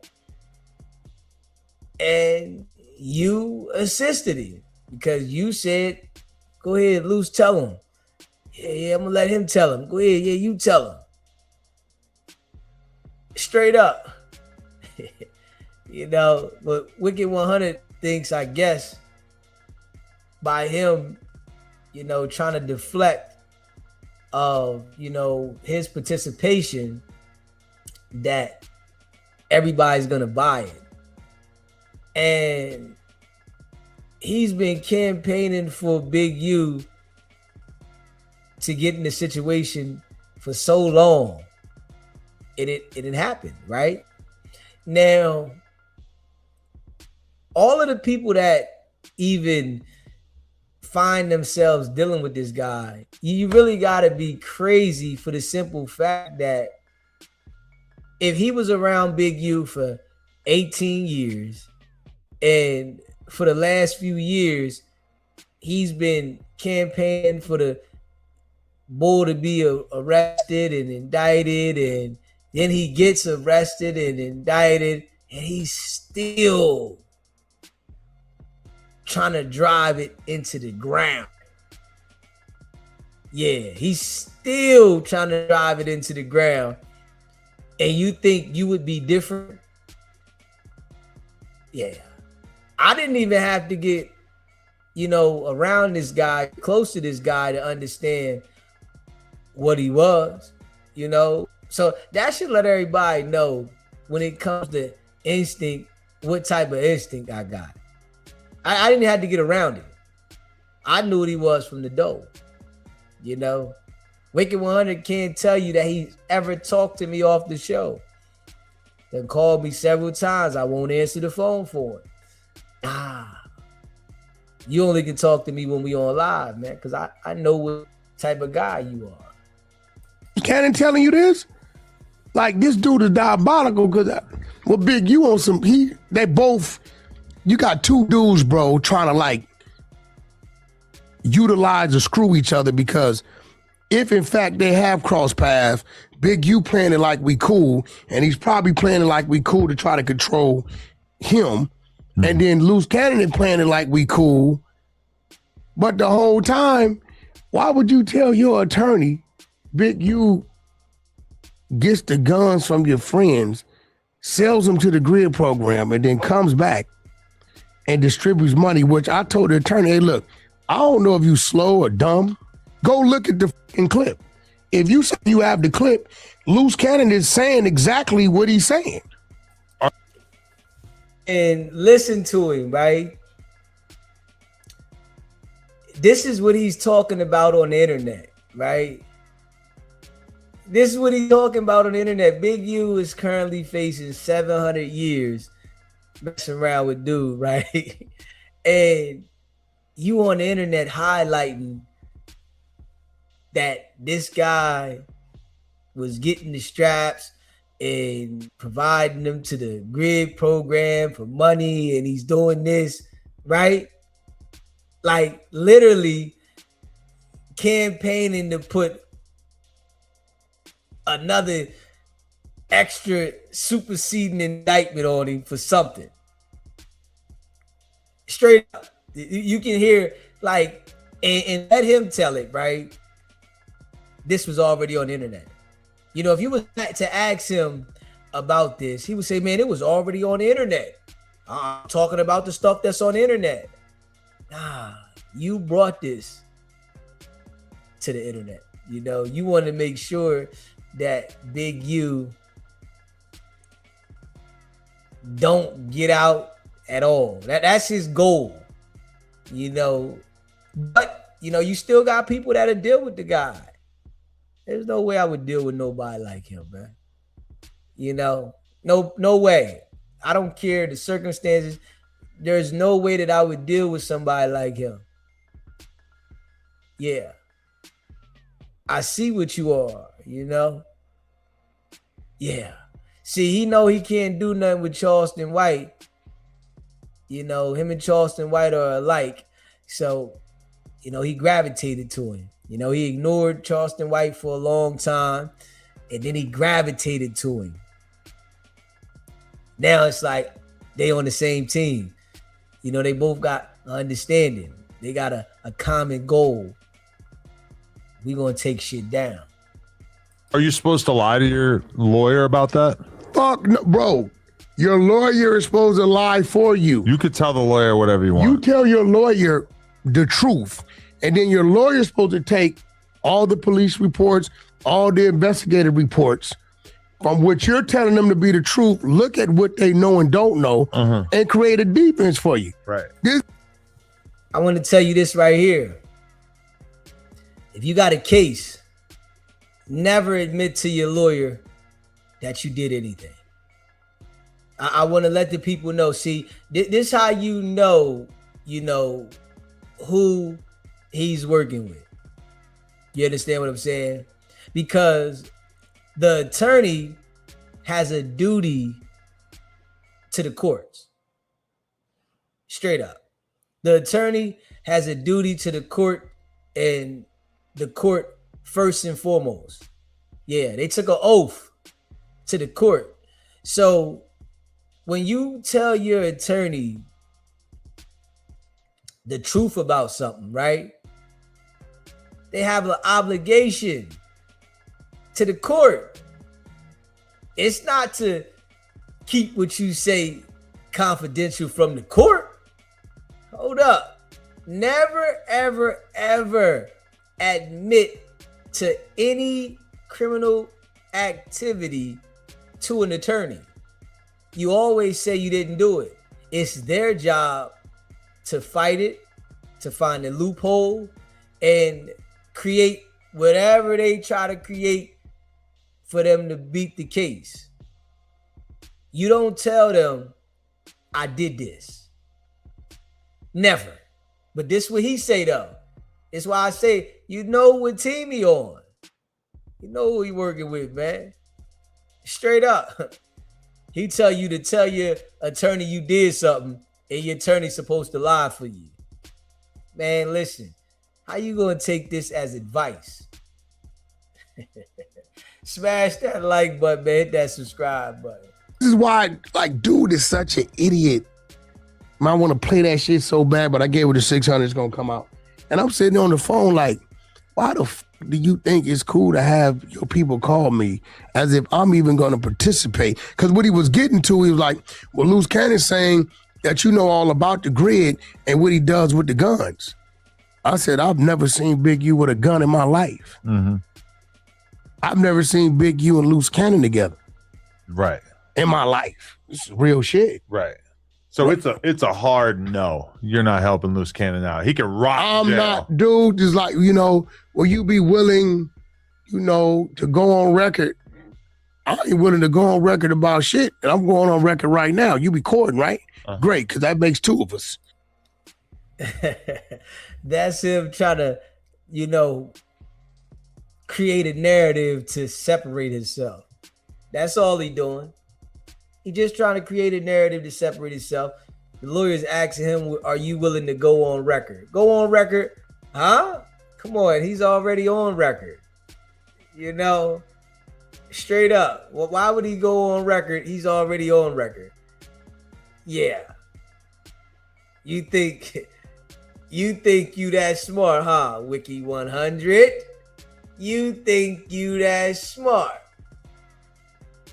You think you smart. Because I definitely got the content. Ooh. Right? I've never seen Big U with a firearm in my life. Right. So go on record talking about what? Well, him collecting guns for his friends, selling them to the grid program. I said, you know, the paperwork I read, I don't see nothing in there where there's a sell guns back to the grid program. It does mention a gun turn-in program, but I don't know. I don't think the dude gets money per gun, but loose cannons in there, bro. This the third. That's why I'm looking at Big U like, Big U, come on, bro. You can't be stupid. You're around this dude. The dude tried to line you up on that last situation on the video, which we had my guys call the attorney, get the contact, the attorney saying, we need this so loose cannon could get some type of leniency on his case. He's going to turn this in as if Big U has something to do with this, or another individual has something to do with this.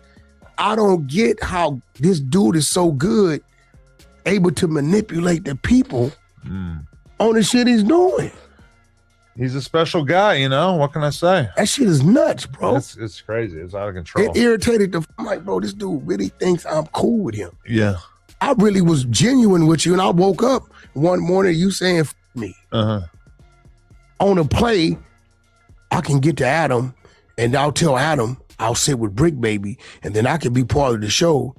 I use whack. This was his play. Right. But then, you know, he went to jail. Listen to him, though. Listen to Wicked100. Hey, yo. The bull is all cap, man. He just straight cap. You know, you put that work in. You did what you did. You made sure everything was locked. Yeah. And you act like Loose Cannon was trying to manipulate you in this conversation, but you done told us many a times that you was playing Loose Cannon the whole time. This conversation, you saying you was genuine with him, but you done told us several times how you was manipulating him. Smash that like button and hit the subscribe button. And shout out to all y'all. Control, man. I don't know. Nevertheless, I heard that joke you cracked. What was the joke? Somebody said something in the chat talking about wax outside with the feds. Oh yeah, at the versus battle, that you were outside in a white van with the feds. But this is what I don't. Somebody said it in the chat. I just. But read this is it. what I don't understand. That was pretty funny. Is the versus private, or is it fucking shit on social media for everybody to see? Well, it's live. It's live. Yeah. So the world can see it. Yeah. So why would the feds need to be outside in the van? Maybe there's things happening at the event that they want to know about. It's live. But the camera isn't going to capture everything. You think if the feds want to get into the Apple building, they can't? It was just at the Apple building. I'm sure they could. Oh, okay.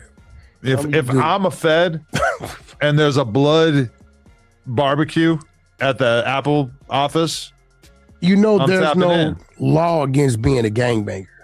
No, but if you are investigating some gangbangers and they have a summit, I'm pulling up. Listen to him. Why would the feds be at the verses? Just listen to the shit he says. You know there's no law to being a gangbanger. This why all the gangbangers get caught up. There's no law for being a gangbanger. They tell them that there's no law for being a gangbanger, and these niggas listen to the shit. Yeah. Oh yeah, man. Nah, you know it's not no law to be a gangbanger. What? That's how they get you dumbass niggas. Go out here and rep your set, nigga. You ain't doing no positive shit. Ain't no gang members doing nothing positive, nigga. All they doing is negative shit. Straight up. No gang members is doing nothing positive. Everybody wanna, DP, fade, all this goofy shit. And then people sit there and then convince these niggas, you know it ain't no law. Straight up. You know it ain't no law to be a gang. And then you hear him reiterate the shit. Man, you know it ain't no law to be a gangbanger. You know what I mean? You can be a gangbanger anytime. And come on, man. Yeah. Ain't no feds. Why the feds want to be there? Nigga, hold up, nigga. Why wouldn't the feds be there? The D's just picked him up earlier that day. They want to talk to him about Draco the Ruler shit. And then the verses is going to be where all the members is going to be at. Why wouldn't they be there? Man, the feds was all through that shit. Damn right they was all through there. You think that they wasn't suiting up? Say, all right, yeah, everybody, we're going to have a team at the verses. Yeah. Only the slow ones think that the feds wasn't there. You know, why would they come? Nigga, shit. This gonna be a gathering where all the Bloods is gonna be at. Why wouldn't they be there? Now, they get to be in the middle of the Bloods, plain clothes on, dressed like Bloods. Niggas got bandanas on, all red. The whole time, they the feds. And when niggas is in there talking, they in there listening. This how they investigate. Come on now. Why wouldn't they be there? It's easy for them to get information because all the members is there. Come on now. All the members is at this one event. The guy that is under investigation for this homicide is going to be there. The D's just picked him up earlier. So, of course, the feds is going to be in the building. They got to be in the building. They want to see if they can catch some information. And I'm going to tell you like this. The feds was in there taking pictures. They in there recording as well, seeing who's around YG. Straight up. And I guarantee you that I can guarantee you this, right? I guarantee you there was some informants that was in there. I guarantee you that. Yeah, some niggas that YG, Game, and them niggas don't even know that's provided information. I can guarantee you they was in the building around them niggas like everything was cool. Guarantee you that. Smash that like button, hit that subscribe button. What the that got to do with me? I didn't pull up because I was told it was extra police detail requested because of me. Did you? Hold up. Hey, yo, did this nigga just say that he didn't go to the verses because he was told that it was extra police detail because of him? This is the excuse he didn't go? Because he was told that it was extra police detail? Fuck out of here, you noodle. Straight up. That FOMO? Huh? Fear of missing out? Were you kind of? No, bro, you got to remember, like, I had FOMO. Adam, listen, I'm going to be real. I should have been there. Everything that happened the way it happened for me, it happened for a reason. Because the game was supposed to use my Chevy to go down there. And R&B will tell you, I've been having a crew on that car for the last week. Everything was perfect on it. Something tells me, man, let me go test drive this motherfucker. Jump on the freeway, get on the gas, make sure everything's cool. Do that. Radiator hose blows. R&B, what time was it when I made that dude get out of his bed in LA and come up there? No, that was midnight. The first dude. I made a dude get out of his bed at midnight trying to get the car ready for game. Gets everything together, bring the detail guy up there in the morning. Boom, one of my fucking dumps, the ass end drops. Got to get the hydraulic dude up there. Anyway, game needed the car by 2 o'clock. I guess to be there at 3 or whatever. So he doesn't hop in the Sprinter or or whatever. He's not chauffeured there. He likes to drive in his own whip. Yeah, the first one, the pull-up scenes they did the day before, he drove the homeboys Rag 64, the homie Whack Star. I am bopping on social media. He got a Rag 64 clean as a month called Fruit Punch. He drove his and then he wanted to drive the red bandana Chevy down there the day of. So I've been ripped. You have been running so hard that when you sit down, you don't even realize your body just shuts down on you. So I didn't even get a chance to watch it live. Really? I didn't watch it till what? 11 at night, 10 at night. I watched your shit. I found your shit and watched it. Oh, yeah? And He said he didn't watch the verses live, but he went and watched Adam shit. Come on, man. This the West Coast, nigga. You from the West Coast. And if you notice, right, every verses that happened, he say the same thing. Man, I ain't watch it. Every single verses, man, I ain't watched that. Nah, I ain't watch. I was asleep. Yeah, I ain't catch it. What time did it come on? But this nigga will tell you when the last phone call was recorded, when the last situation happened, who was under investigation, why the feds got this, that, and the third. But you don't know nothing about the West Coast in the verses. All right, okay. Nobody believes you, boy. You was watching that shit, looking at it saying, I'm taking all these niggas down. Fuck that. They don't want to let me come around. They going down. They don't want to accept me. They outed me. They don't got love for me. Taking all these niggas down. They gotta go. All of them. Yeah. And probably said, game, I'm gonna get you too, nigga. Yeah. Straight up. It's what a snake do. Probably saying, game, you on the list too, nigga.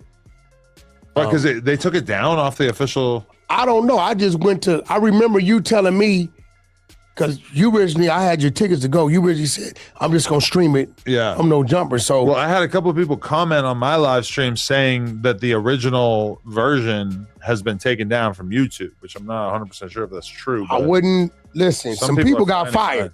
For real? For a show. Why? Man, listen. Because it was that is Apple. Yeah. That is. He knows all the details of what happened there. People getting fired, all that shit, right? But you didn't watch it. Okay. Not their type of production.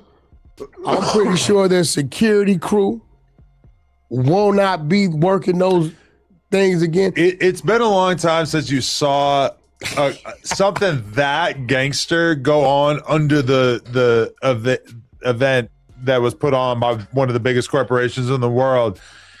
Usually they try to kind of steer clear of that sort of thing, but it was a blood summit, and not only that maybe they could stomach, but it was a drunk blood summit. Like, well, now I wouldn't say it was drunk. Really drunk by the end. Nah, if it was a drunk one, it'd have been some fights. Game chugged a bottle of tequila on the stage. That's normal. He does this shit all the time. But it causes him to become drunk. He wasn't drunk. He was still functional. He was functional, but he was drunk. If you think so. YG looked like he was drunk to start the whole thing. And by the end, it was like they were battling against the alcohol within their own bodies by the end. It was a sight to be seen. It was a spectacle. You know when Game is drunk because he goes to sleep. Long as he up functional, he might be a little loaded, but he ain't drunk. I bet he had a good cat nap after that. Yeah, when he go to sleep, he's loaded. And because he'll get in his car and just go the out. And when you get in where you at, I just got to sit security outside the car and let him sleep. Listen, ain't no getting his big ass up. Dude, 6'5" with no shoes on for real. I was excited. Listen to him. He knows how Game is going to move and what he's going to do and when he's drunk, this, that, and the third. Like, the dude does the work that he's assigned to do. He plays dumb in certain situations, but he knows this and that about each individual. You ask him anything about Big U, he'll tell you. You ask him anything about Loose Cannon, he can tell you. You ask him anything about Game, he'll tell you. You ask him anything about these people, he'll sit down and tell you about them. It's like he studies these people that he be around so that he can be able to give the information in detail. Ready to go. And when I actually watched it and I saw how loose everybody was being, I was kind of glad that I didn't go. Nah, you'd have been all right. Look, here goes the thing. I think I would have survived. Here goes the. Listen to him. He said, Adam, you'll be all right. Listen, the nigga won't go nowhere near shit, but he tells other people that they'll be all right. Yeah, you'll be good. Yeah, hold up. Now you can do this. Why can't you go? Nigga, you can't go. Shit, you can't go. How you telling another nigga where they can go? Straight up. And we already know they looking at Adam funny right now. Yeah, Adam talking about YG and, Flacco talking about YG. We already know that them Bloods is looking at you and Adam funny. Hold up. Y'all over there highlighting the homie. Yeah, Wicked100. He said, yo, Game wanted to get my car. I think straight like this, right? If Wicked100's car would have been at that versus, they might have tore the car up. Just because. They might have tore the damn car. Who car is this? Oh, man. This motherfucker wired for sound. Yeah, whole car wired. Straight up. Problem I got with you. But it might have got For tricky. some reason, you comfortable with the Crips and uncomfortable with the Don Moves. When the Don Moves, they don't never say nothing about no jumper. No, because you know what they're going to do? They're going to be looking at me. Okay, so number one, the subtext of the whole thing is that there's a whole room full of people that hate Draco. Now, that's not true. Was I cool with Draco? Yes. Did they look at me like Draco's proxy? No. But you know who they do look at me as kind of being the same as? Is Flacco. Stop. And Flacco is actively working against their organization, trying to put them all behind bars. Stop. You know it. Draco was going over there doing videos and all kind of Don Move's neighborhood. Bro, y'all act like the Don Move card is a spectacle, right? The Don Moves don't even mess with you, right? And he just said Flacco is actively trying to get the people from the organization locked up. And you're the one that's feeding Flacco the information. So if you're the one that's feeding Flacco the information, and Flacco is trying to get the niggas over there booked, them niggas know you feeding Flacco, nigga, the information. They know what it is. And you act like you standing up for him, man.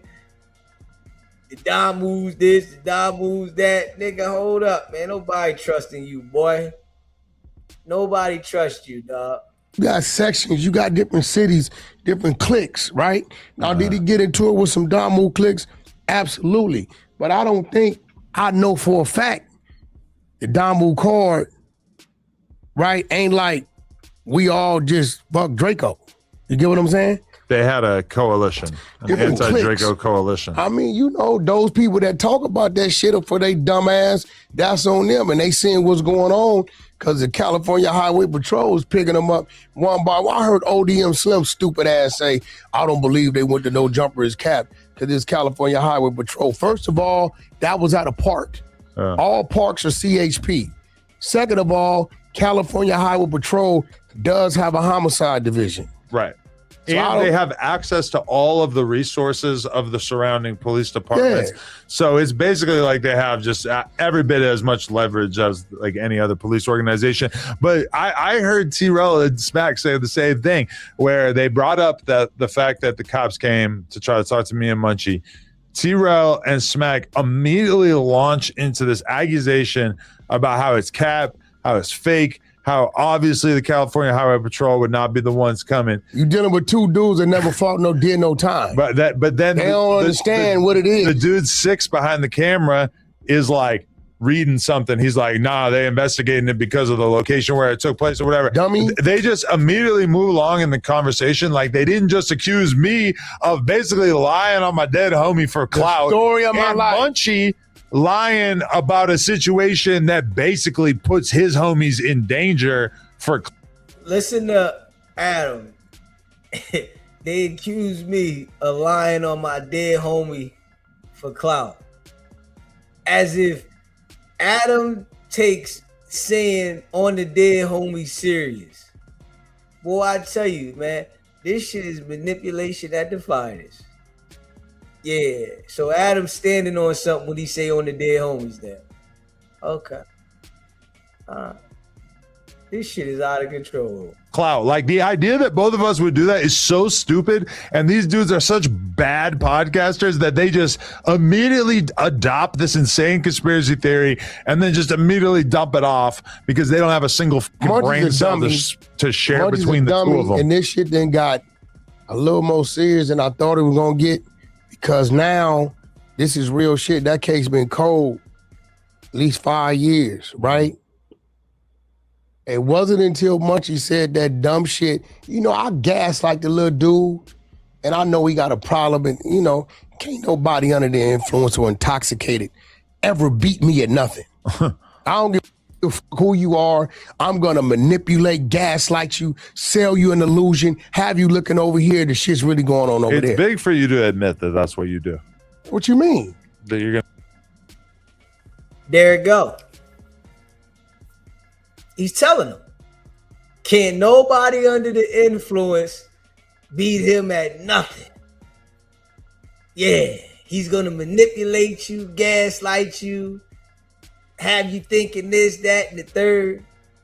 Yeah, he's telling you. You know? Oh yeah.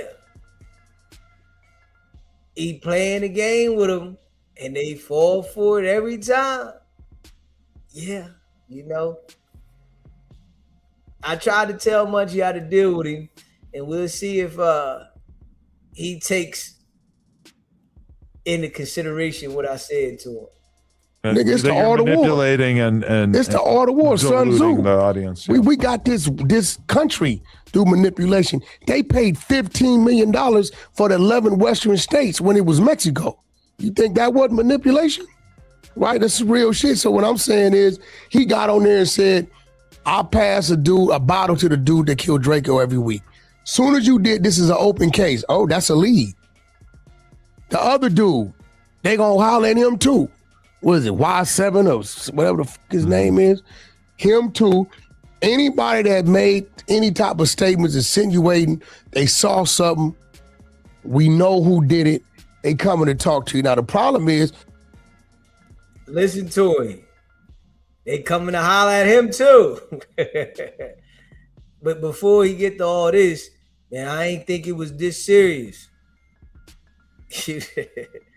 Hey yo, and niggas be dealing with the bull. They deal with the bull, man. Hey, man. I don't feel sorry for nobody that deal with this dude. Real shit. You know, we gonna have content forever. Yeah. You know, we gonna have content forever, man. You gonna do this shit forever. You know. Yeah, because they easy work. You know, gang members is easy work for him. If Munchie would have never said that, YG would have never got pulled in for question. But even him, he did a goddamn song. But Munchie and YG don't hang out at all. What? Are you There's stupid? no chance that Munchie is passing the bottle to YG every other week. No, you're missing the point, bro. They all know they're looking at the entourage. Like, nah, you trying to make something up. Adam said Munchie and YG don't hang out. And you said you missing the point. You said that Munchie said he hands the bottle to the guy that unalived Draco every day. And this is the reason why they're going at YG.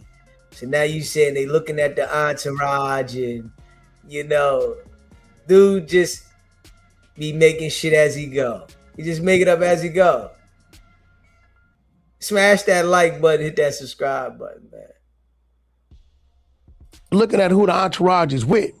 You get what I'm saying? So they're going to automatically associate the shit to YG because they're going to say it was his entourage, which you can't say it because I had 100 motherfuckers up there with me, right? Half of them was Bloods. We wasn't up there with YG, so if we got into something, they can't say, oh, they with YG too, so they go out to figure out what's what and what ain't what. But when you dealing with an open murder case, some shit like that, man, you don't get up there claiming you know who did it. You know what I'm saying? Now, if a motherfucker got convicted and gone, yeah, I know shitty cuz, right? You can say that. He's been to court, they convict. I know, and what's crazy about Munchie is instead of him saying, yeah, I fucked up, I'm running my mouth too much, he'll come up with a reason why it's not a problem. Yeah. And I'm looking at all of them fall apart like I told you it would with him and Droopy Face, right? But we don't have any reason to believe that Munchie's statements actually triggered any sort of investigation. Bullshit. Could it be the possibility? Bullshit. Yes. Do we have any reason to actually believe that? Yes, we do. Affirmatively, no. They wasn't moving on nothing because they had nothing to move on until this man said what he said. Flacco said they got a witness who said that it was Frankenstein. Yeah, I heard that too. Whoever Draco's security is. Whoever Draco's security was, from my understanding, he's a non-affiliate. Did you see in Flacco's video, they got audio of K7 saying that Gloves was handing out knives backstage? That's cap. First of all, I'm going to tell you why that's cap. Now, it's one thing. K7, you're not supposed to say that. Listen, it's one thing about gloves, right? In this whole situation. There's only one person that can send Gloves to jail. And that's the little dude that used to say he was Draco's brother. He was up there with us earlier in that day. Like when I said Draco's brother was up there, that's who I was referring to. The dummy. The little dude that used to be Draco's He's brother? part of the stink team. He used to do all a bunch of shit for him, right? If you look at the video, you see a big dude, kapow, a little dude. Front line. That's Gloves and him. Okay. See, the great thing about this situation, when you listen to Wicked100, you see how he already done his investigation. You see this guy that did this, that was that guy.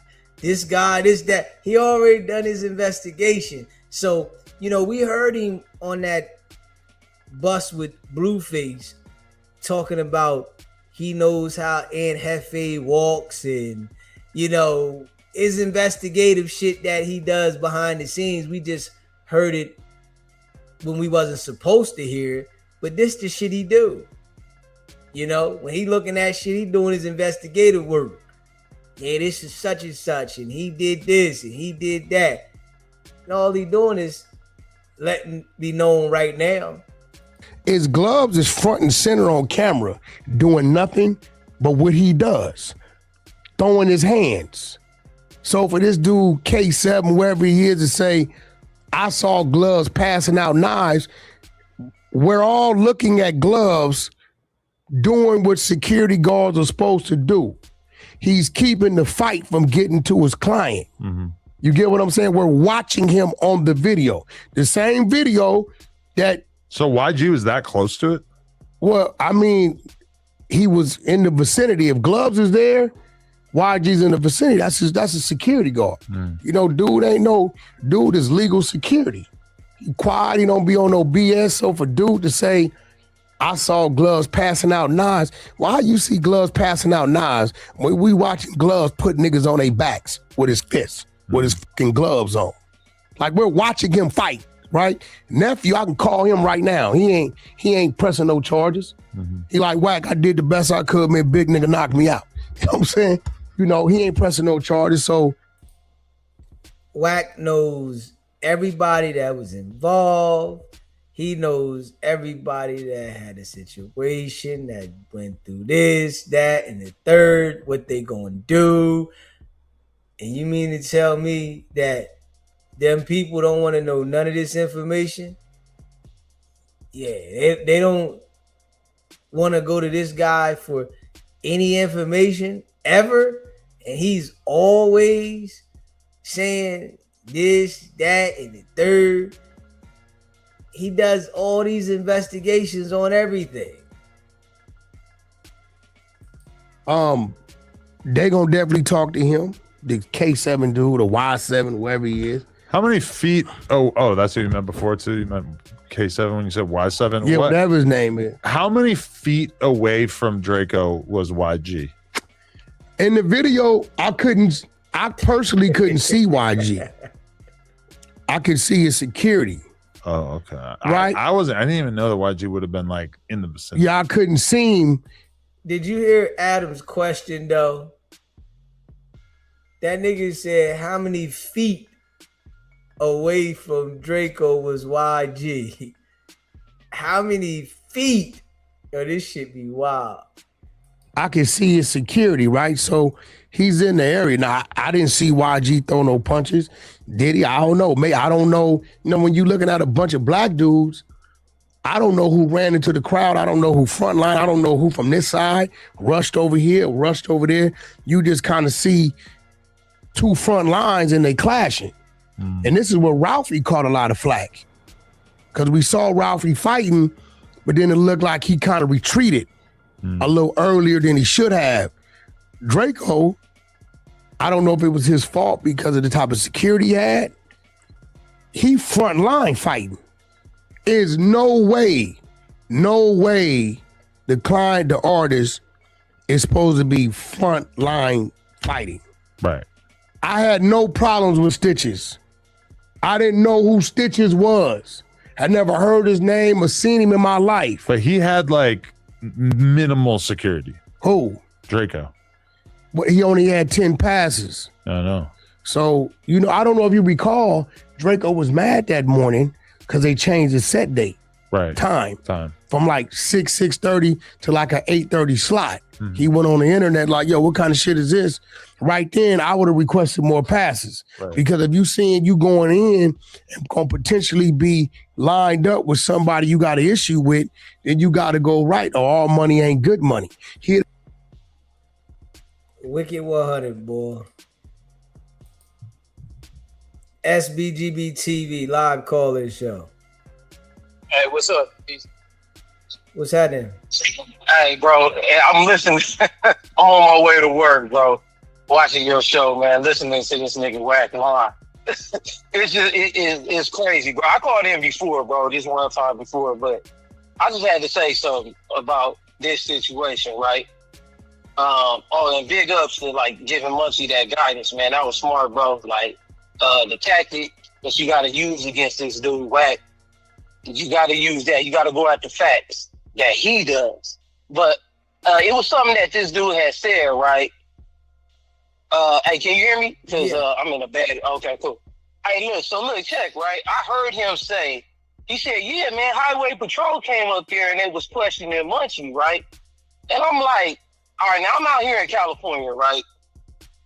Exposition Park is a state park, but the jurisdiction is given to LAPD. It is not given to the Highway Patrol, right? Even though it's a state park. So Wack got a homeboy that worked for Highway Patrol. So I would not be, it is not above this dude to have his own people come up there and act like it. And he said, oh, they got a homicide division. They probably do, but that's for like highway homicides. It has nothing to do with the state. You know what I'm saying? It's not like some cities had like, you know, you got the stadies and stuff. Nah, man, it ain't like that. That's LAPD's jurisdiction. There was a shooting before in Exposition Park. You know what I mean? I think it was some like Harlem 30s or something like that, shooting it out with some dudes. And LAPD has that jurisdiction. I forget what precinct. It might be Newton. I may be wrong. But either way, ain't nobody, it's not no Highway Patrol investigating that. Another thing that he's saying, right? First of all, I'm watching this, and what they've done, or what's the new thing, what I'm watching is the dynamic between Adam and Wack, right?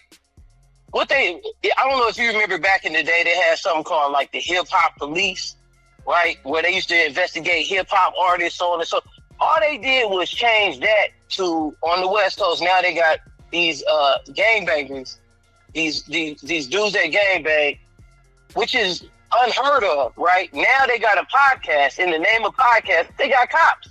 Adam is a cop. I don't care. Those questions he's asking them is cop questions. How far, how many feet away is he from? And then it's two cops talking. It's two cops talking, generating content. And then you got dumb gang members that come on there and try to re-explain themselves to the cops. But this is what it is. It's like they moved the interrogation room to on platform. Now you can see it live, like everything else. Like it's crazy, bro. Yeah. This is wild. This is wild, man. And dudes is going on there talking. They going on there talking. Yes, because what it is, bro, what it is in gangbanging, it's all about ego. That's all. That's all it's about. When you promoting your set, promoting your hood, it's all ego based. It's all about my hood did this. You know what I'm saying? In your hood, it's all about notoriety and fame. And they took that and then they utilized it in a public way. Because if we talking about like when I was coming up like 80s, 90s, you would not see this. First of all, there wasn't no platform for it. But second of all, dudes is not just talking. It's just crazy, man. But Wack is a cop. It's obvious. Everybody know Wicked100 is a cop. Being a cop, posing as a gang member, right? You know, he went to some re-entry program. They say, look, now why don't you work for us? This is classic Departed stuff. You know what I mean? So, yeah. I don't know. I had to say that, bro. This dude just be lying. He creates the lies, and then people react to the lies as if it's real. It's like, bro, why you listening to? You know this dude's a liar. But, you know, they going to keep on getting them because people want fame or whatever, $1,000 Adam offers them. Adam's a cop, too. I don't care what nobody said. That dude's an informant. He do anything for the content. That man is untrustworthy, but you seen him backdoor people, and cats still come on this platform telling all they business. Crazy work. Yeah, it's definitely crazy work. And they really, really do this shit, and it's the same thing happening over and over again, and they act like they don't understand. It ain't gonna happen to me. Yeah, it ain't gonna happen to me. Dude, everything is recorded. He clips it for content. Like, then they preserve it. You think they ain't gonna play this at nobody's trial, man? Please. You know? And the fact is, dude is on paperwork. What is it? CS2 back? He's on the paperwork. This dude ain't got more people locked up. You know what I'm saying? Than the DA himself. So it's just like, man, it's obvious, man. It's obvious. So, I don't know, bro. Keep doing what you're doing. I'm glad you be cooking this dude. But, I mean, at the same time, like you said, I don't feel sorry for him. It's like, bro, if you gonna go tell on yourself, I mean, damn, at what cost? It's not, you're not getting nothing from it. You know what I mean? They on here talking. Yeah. You know what I mean? And as far as like, like Munchie's statement about our past, I mean, that's circumstantial evidence. They would have to make the links and all that, but that's what they trying to do. They're working out the case online. So I wouldn't even talk about it. I just stay silent. But I mean, you know, people gonna do what they gonna do. I personally wouldn't say nothing. I wouldn't even be on the damn platform. It's stupid. But anyway, bro, keep doing what you do. I just had to call in, man. Show some love and support, bro. I appreciate you calling in, bro. All right, bro. Done. smash that like button and hit that subscribe button. Yeah, you know, people, they definitely go up here and bada bing, bada boom. It made that little 50,000, he would have lost back 1,000,000 times by now. And that's why Live Nation needs to burn in hell, because they not only changed his set time, but they put it closer to somebody that he had direct issues with after telling him he could only have minimal amounts of people with him. Like, I actually don't think that it was a setup. I just think it was just pure ineptness and like lack of planning that got him killed. And they need to be held accountable. Well, like I said, I think nephew was a little arrogant because I was 100 deep. We was holding for him. Yeah. He told us 20 minutes like 4 times. You know what I'm saying? So it ain't every day I can get the whole squad to just hold like that. You know what I'm saying? And you know, by the time we end up leaving, we like, bro, we out. Like, this nigga, we've been here waiting on this nigga. We out. By the time we got to the 10 freeway, he was dead. Yeah. Carl came, he was dead. So, but yeah, I just think it been a little too much. Munchie B can say what he want, whatever he want. There ain't no man supposed to go on there talking about, you know, the motherfucker that killed somebody, unalived somebody on a open burger case. They really don't have a suspect. They hollering this other dude name. I don't know this dude, but he ain't been arrested. I mean, he definitely.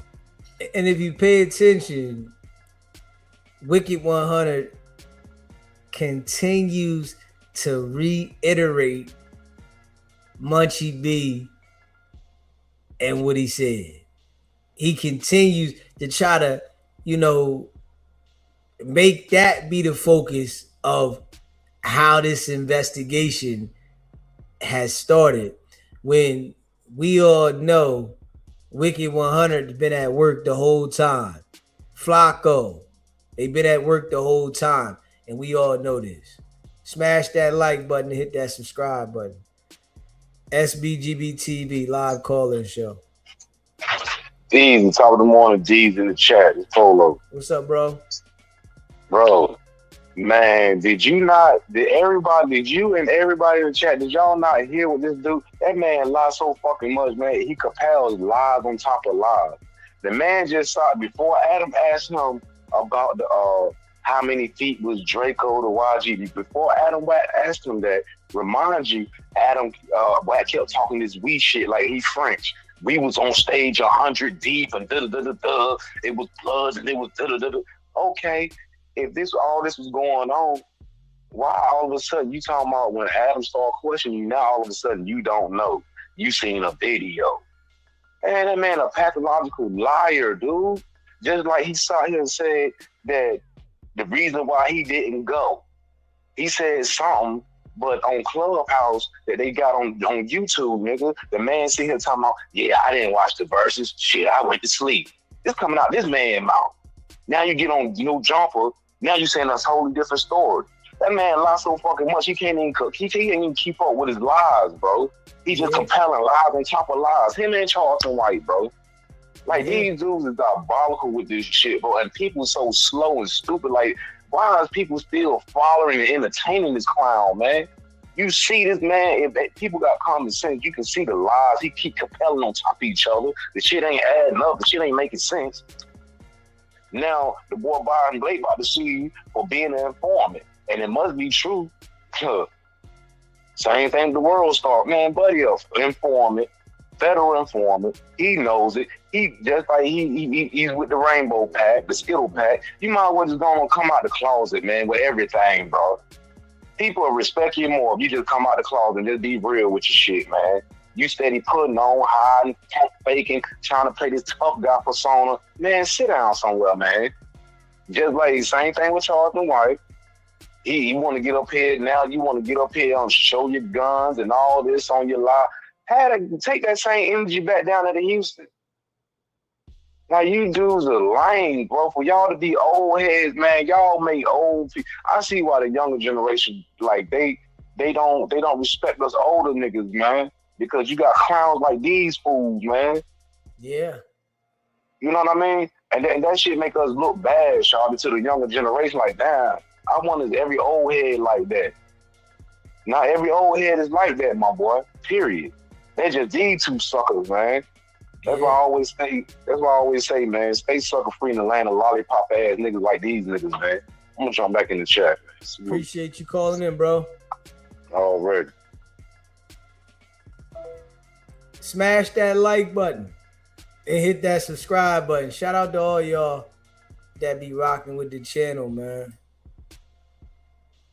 Said too much, but at the same time, like that's not going to be the reason why somebody goes down for it. Somebody's that's gonna why go they down want to for it book him because of a witness, This why they right? want to question him. Yeah.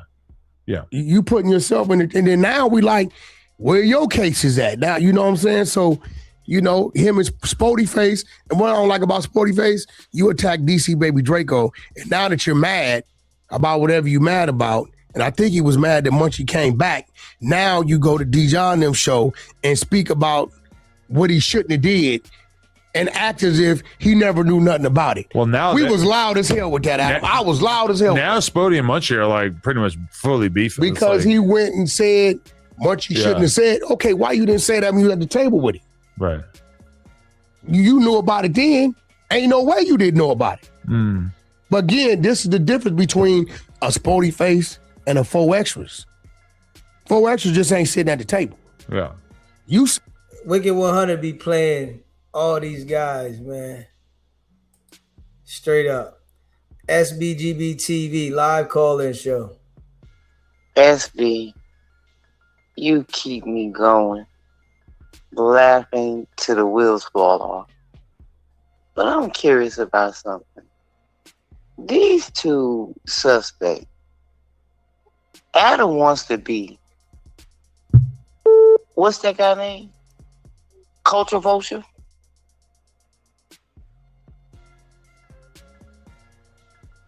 He wants to dismantle all black people.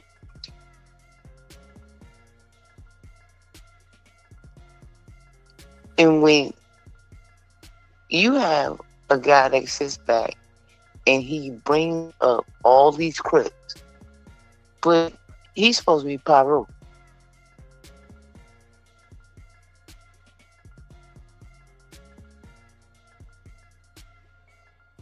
Culture Vulture, Vlad,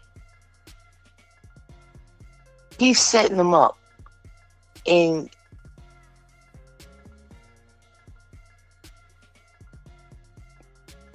why would you keep bringing up Crips, but you're supposed to be a Blood?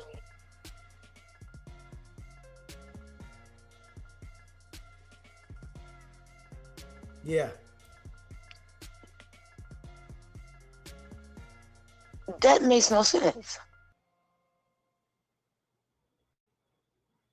But what really gets me more than anything, he is scared of you. He's terrified of you. But you're supposed to be this big man on campus.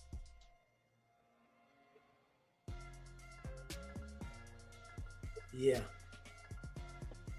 So, I mean, why is he supposed to be so terrified of you, but then he want to bring you down because he know you know his whole game?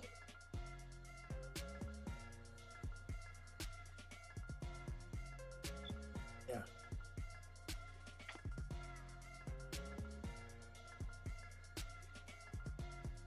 It is what And it he's- is. Yeah, and he sends the minions, the goldfish, to call your show. Because he can't call your show. Yeah.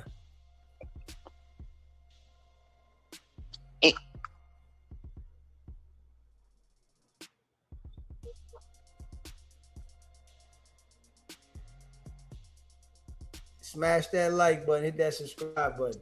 Baby, I smashed the like, I hit the hype, I hit everything for you.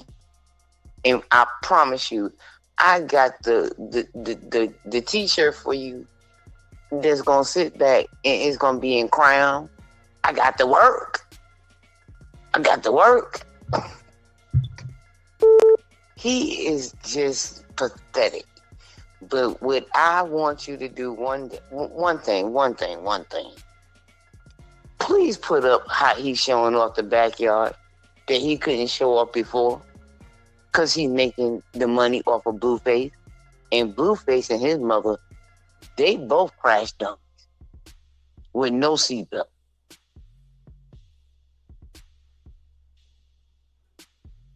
Yeah.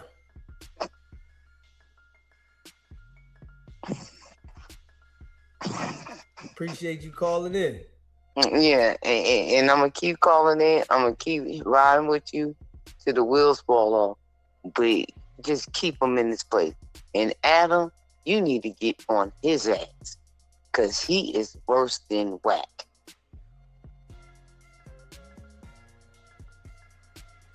All right, that's all it is. Stay locked in. All right. Appreciate you. Love you. One. Appreciate you. Smash that like button. Hit that subscribe button. Shout out to all y'all that rock with the channel. Appreciate you. Everybody you just sat at the table with, claiming to be cool and this, that, and other. Now, whatever some shit happens, now you claiming, what about this, what about that? But these are the same things that was already there when you was claiming to be cool with him. If you ain't gonna give it no time or attention when you cool with him,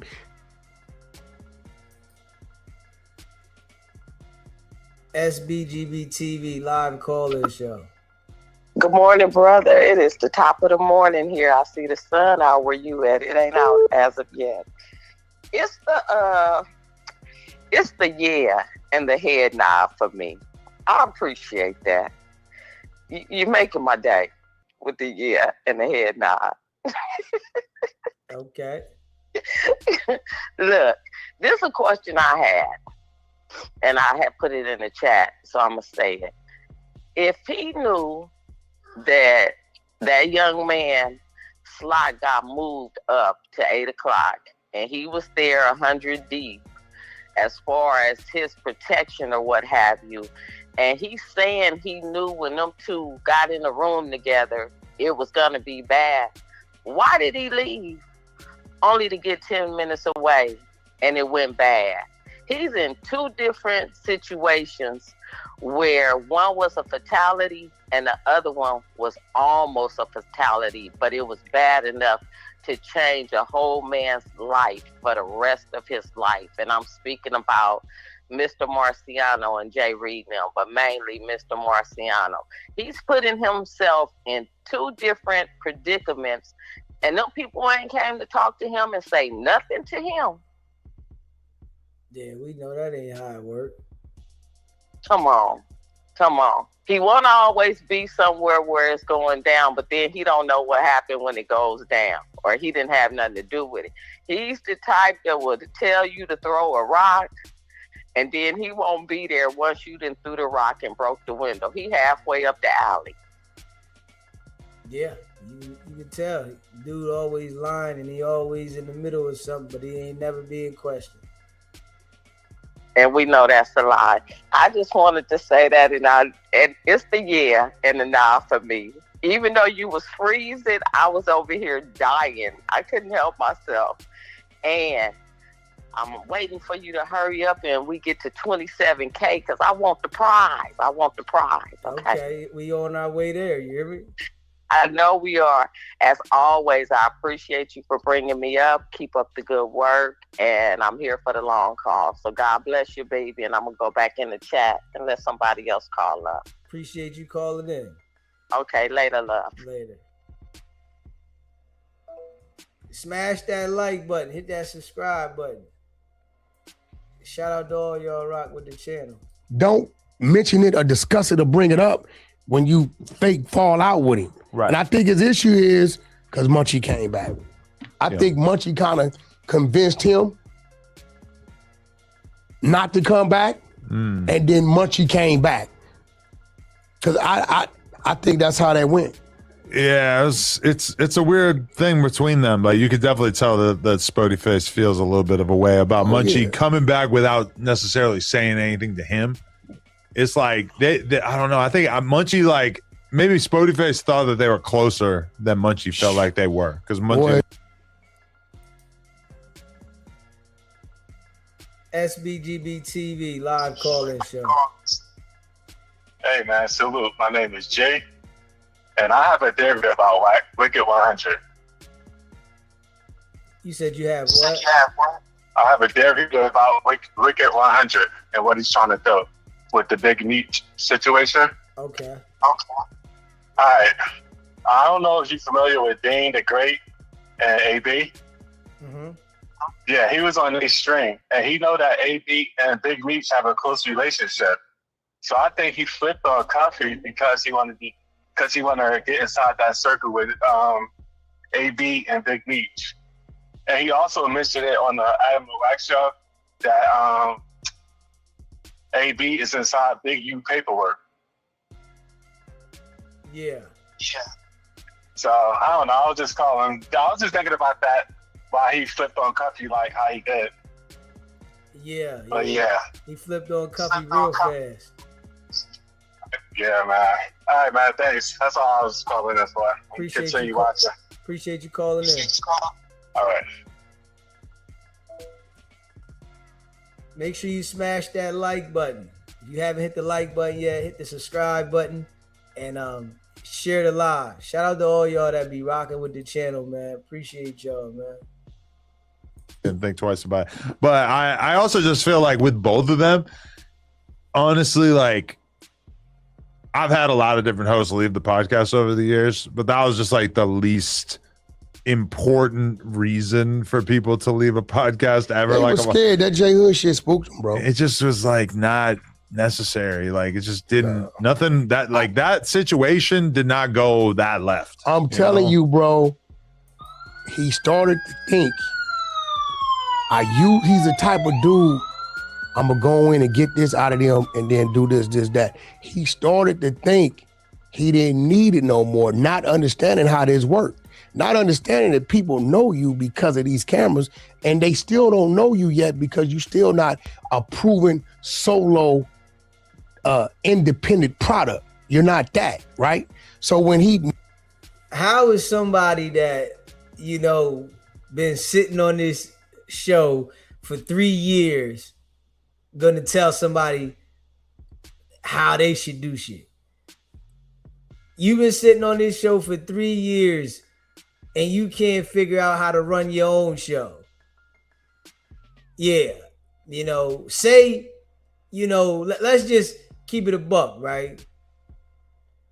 The show that is yours, why don't you build the platform over there, the 100 show, and have it set up where you just come on the show once a week over there and let that show run around the clock? If you so much know what's going on and how the podcast shit work, you can't, you know, you can't run your own ship. You need this platform to spin your lies and to put these cases together, you know, because people are willing to come on this platform and tell on themselves. So yeah, you need this platform, you know, but you think, you know what I mean, you spinning it about what somebody else should do, you know, telling why Munchie B should stay there. I really feel like Munchie B could do it by himself now if he ran the pressure up. Yeah, if he put the pressure down on his own show, he could do it by himself. Matter of fact, I know for a fact, not thinking, I know for a fact. You know, and Hefe, it took him to go to jail for him to want to do content. And what I'm seeing is these guys that's out there, they just lazy to run their own shit. Yeah, you got to get out of lazy mode, run your own shit, make your own content, and put your own pressure down. You know, but it takes a certain kind of discipline to do it. You know, if you're not disciplined, then you're not going to do it. You're going to be lazy. But if you discipline, you know, if you hungry, this that hunger that you got to have to be able to put that work in. You know what I'm saying? You got to have a different hunger, you know, if you bout that life. Smash that like button and hit that subscribe button. Made his move and quickly found out, I ain't gonna lie, I contributed because at the end of the day, Jay-Z said, shit, you made it one time, make it again. Right. Since you know it wasn't no jumper had nothing to do with it, and this, that, and other, make it again. Okay. We vanish your page. I'll make it again. Listen, I ain't got no problem with nobody. No Jumper is a welcoming university for all aspiring podcasters. So even people I've had issues with in the past, you are welcome to return to this prestigious university. What is an inspiring podcaster? You know what that is? That's a moose. A dude that wakes up, searches the net, different shit, different things. Studies the game. The thing he don't know about, Yeah. he go applies to learn about. Bro, let's just fucking be real. Dude couldn't talk about nothing outside of LA gangbanging. Oh, Spody. If you came up and started saying, yo, so you know, Joe Button, whoop de whoop, he gotta sit right there with his lip like this. Not say nothing. He don't know nothing outside of fucking LA gang banging. Yeah. If it ain't, But he was trying to grow. bro, listen, what? Grow what? Going to Rick Rock neighborhood? That's LA gang banging. I feel like, yeah, I don't know. This is where I'd look at him and I tell him, hey, bro, I'm not you. You're a dumbass gangbanger. Why you say that, Whack? Because I used to be a dumbass gangbanger. And gangbangers more than likely only know a molecule of shit and they're dummies. You can't talk to them about this, that. If it ain't the block, prison, lifting some fucking weights, I thought I saw a putty cat, there's no more conversation. But that's not for everybody, because look at Rios. Rios comes from this tradition. I don't know, Rio. That's the... And he literally tells all the gang members how he feels about them. And there's still these guys that go over there and deal with him. He tells all the gang members how he looks at them, how he feels, everything directed toward their image, and they still go deal with this guy. That shit there is wild. And they be saying to themselves, nah, he ain't talk about me. He talk about them. Homie ain't gonna talk about me like that. He talk about them. Straight up. Smash that like button and hit that subscribe button. Shout out to all y'all that rock with the channel, man. Fake black dude. Whatever you want to say. But he is What is his nationality, Adam? He's from Long Beach. He's a black guy. Dude, no, that's the dude. That dude ain't black.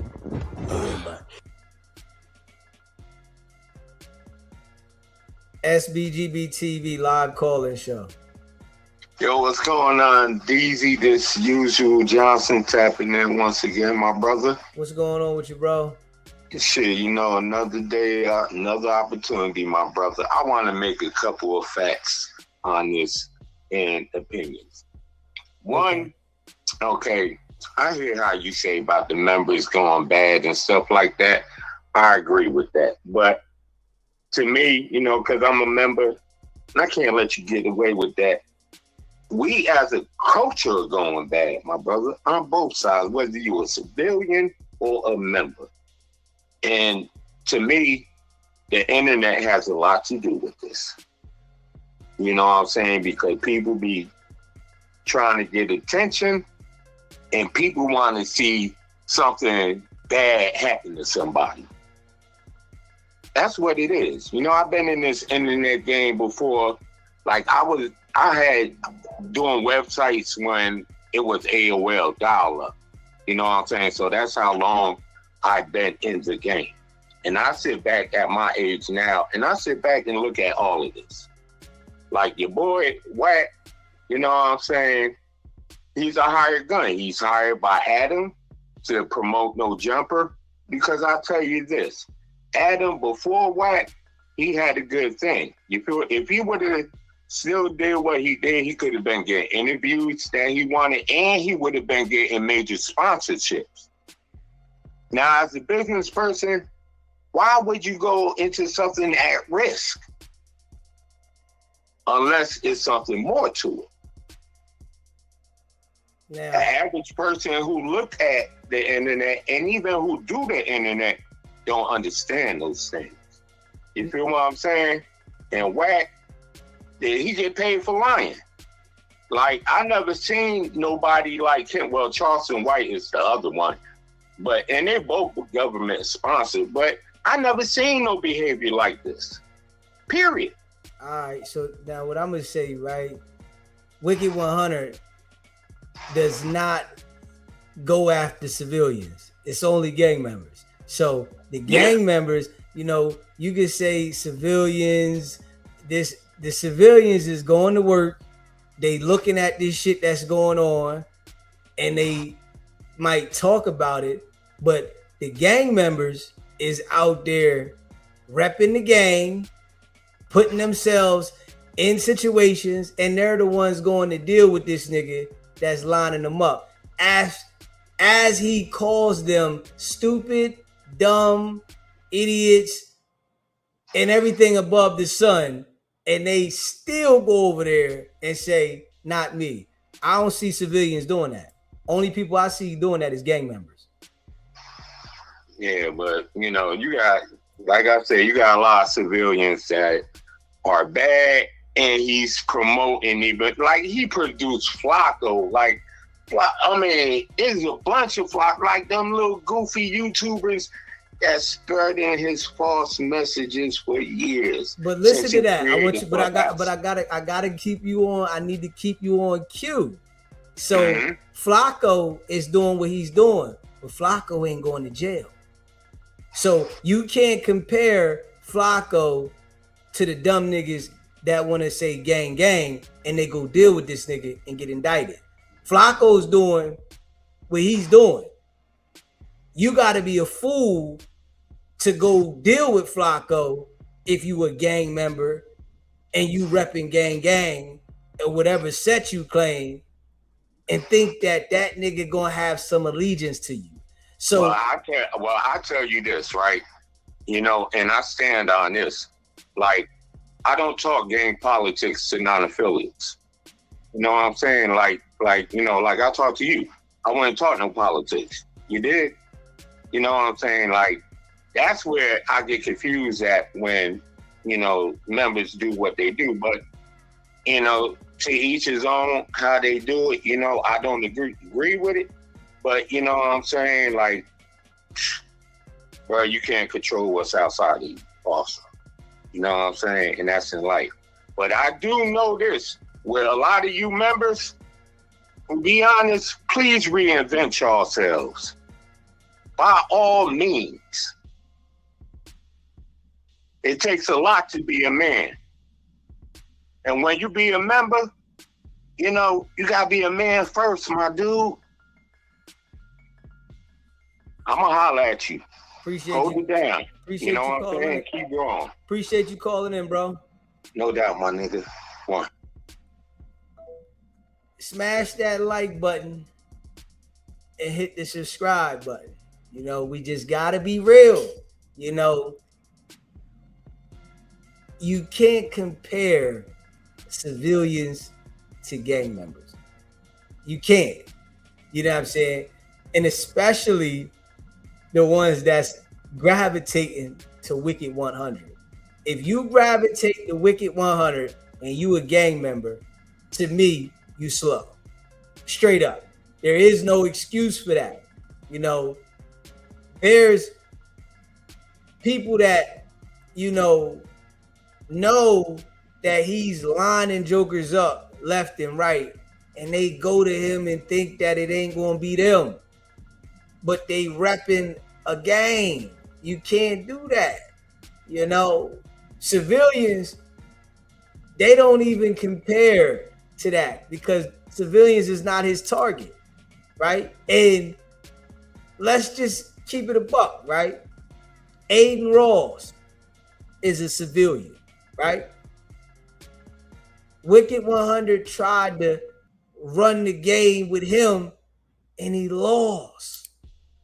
So if the civilian that Wicked100 tried to run the game with was up on game and didn't allow him to get over and playing, whereas though he got played, but the gang members are the ones getting played. We gotta call it how we see it. We gotta call a spade, nigga. The gang members is the goofies. I gotta be real. Nigga, ain't no way that you supposed to be a street nigga and you gravitate to a nigga that the entire world knows has the biggest, well, one of the leaders of the rolling 60s, looking at 700 years in a federal penitentiary, and you go over to the nigga and say, I'm gonna let you help me out. No, nigga, I'm not rocking with you. I can't fuck with you. If I see you lining the niggas up, I can't rock with you. And, you know, I seen it from the door how he was lining niggas up. I'm like, hold up, man, hold up. The first time he called, I knew exactly something wasn't right. The first time he called me, December 31st, 2024. I said, the feds is coming. Straight up. I said, the feds is coming, right? Wicked100 says to me, why you keep talking about the feds? This what he say to me now. Why you keep saying the feds? The feds don't come unless you got points. I said, what, nigga? What the fuck? Hold up, nigga. You don't even make sense. You gonna tell me that the feds only lock people up off of points? Nigga, is you crazy? Nigga, the feds lock people up when you commit a federal offense. It don't matter how many points you got. There's plenty niggas in the feds that ain't got no points. They committed federal offenses. But this nigga here says, nah, the feds, they not coming and they not involved and they not this and that and third. You know, when I see what's going on, hold up, man. The whole time I'm thinking, you know, the feds is coming exactly for the shit outside with Loose Cannon and him and IBM and them niggas outside. The whole time it was for a bigger situation. And he knew that. You know what I'm saying? He knew when I'm talking about the feds coming, the feds, that nigga said, hold up, I gotta call this nigga. I gotta call him and try to get him to get away from the feds is coming. Because he already knew that he was focused on the indictment for Big U in the rolling 60s in Loose Cannon. He knew this. But he wanted me to talk about something else and not reference to the feds. He thought that I was the individual that he could call me and tell me the feds is not coming and why they not coming. And I'm going to say, oh yeah, you right, homie. He thought I was one of those people, you know, and everybody got to understand, right? I'm a strong-minded individual. Very strong. Can't nobody. And when I say nobody, I need everybody to understand. You can't convince me of shit. This is just how I am. This is my personality. You know, much love to everybody. You can't convince me. Everything that I do and everything that I say comes from my observation. Can't no person convince me of shit because of my experiences. You feel what I'm saying? I have a lot of experiences on a whole bunch of levels. I'm not a gang member, but I have analyzed the mind frame of this shit. And I'm just gonna be real. You know, I have analyzed it. The mind frame is on a lower level, and I have to be real. This is why he's able to do this shit. You know what I'm saying? When, you know, you have the mind frame of being in tune with a lot of individuals, and you feel like you're loyal to people that we all know there is no loyalty in anything involved with the streets. And the gangs have adapted the mentality of being loyal to each other, but lying to each other. There is no loyalty. When you outside in the street, in any street experience, whether it's selling work, whether it's gang banging, whether it's robbing, stealing, whatever you're doing, there is no loyalty. But before things take place, loyalty is talked about. Loyalty is said, we gonna be loyal and we gonna be there for each other. We gonna ride to the end. These are the things that's discussed when it comes to things that are in the streets, crime, violence, all that shit. But there's never no loyalty. It doesn't exist. It's something that is talked about. You got niggas that will act a certain way and maybe not say certain things about certain things for a while, but then it be that one time, man, I'm gonna tell on this nigga.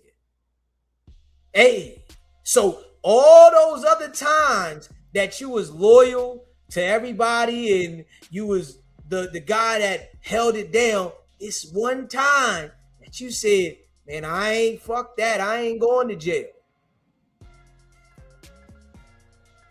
Niggas gonna tell. It's a part of the game. It's a part of life. You know what I'm saying? So, you know, understanding that Wicked100 is playing on specific individuals. So we gotta stay on cue. You know, this is why I go hard in the paint, right? Because it's easy for us to switch how we look at things, and then Wicked100 playing the mental game. Nah, I'm keeping on pace what it is. So now he can't switch my mind frame to say, all right, think about this. This is why he don't call me no more. This is why he's not calling into the show. Because you can't make me think that I don't see what I see. It's easy for me to go talk about this and say that. And now all I do is take the focus off what the focus should be on. The focus is that he's manipulating gang members. You know, niggas that's looking for opportunities. You know what I'm saying? You know, and a lot of gang members that deal with him, they really don't want to be gang members. They want to be successful in something. They just gang members because they need to be accepted from the environment that they come from. You know, and I say it like this, right? When you get older, right, and you get wiser, you shouldn't even be a gang member. You shouldn't want to be accepted by the gang. Because what's the purpose? To say you're a part of something? Now, I'm the type of person, and I'm just going to be real, I don't want to be a part of nothing. You know, I'm older. You know what I'm saying? I don't want to be a part of, especially something that I know is negative. I don't want to be a part of that shit. You know what I'm saying? There's nothing positive in the games. You know, it's a game. There's nothing positive. The niggas want to jump on you. We gotta pack you out. You know, we gotta, DP you. You gotta do all this kind of shit. Ain't nothing positive in this shit. You don't hear gang members talking about we about to buy this real estate. You don't hear that. You don't hear niggas coming together and say we about to buy the block up. You know what I'm saying? You don't hear niggas coming together saying we about to start this, and under no means necessary is there going to be any violence here. A nigga go and say, nigga go and come messing with the gang, we going to do this. You know what I'm saying? So the mind frame, as we get older, you got to understand, you got to elevate and change the mind frame totally. You know what I'm saying? This is why I left the streets alone, right? I understand, all right, the streets is it. It's done. It's a burrito for me, right? And this is a decision that I had to make from me. It's a burrito. I don't want nothing to do with the streets.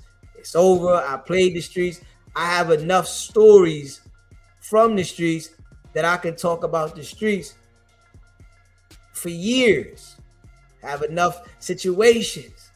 Now I don't want nothing to do with the streets. You feel what I'm saying? Just keeping it a buck. Understand that. You have to elevate mentally. When you get older, if you don't elevate mentally, it'll keep you stuck. And, when Polo did call in earlier, he said something that made a lot of sense. This is the reason why young bulls don't respect old heads, because of the mentality. You know what I'm saying?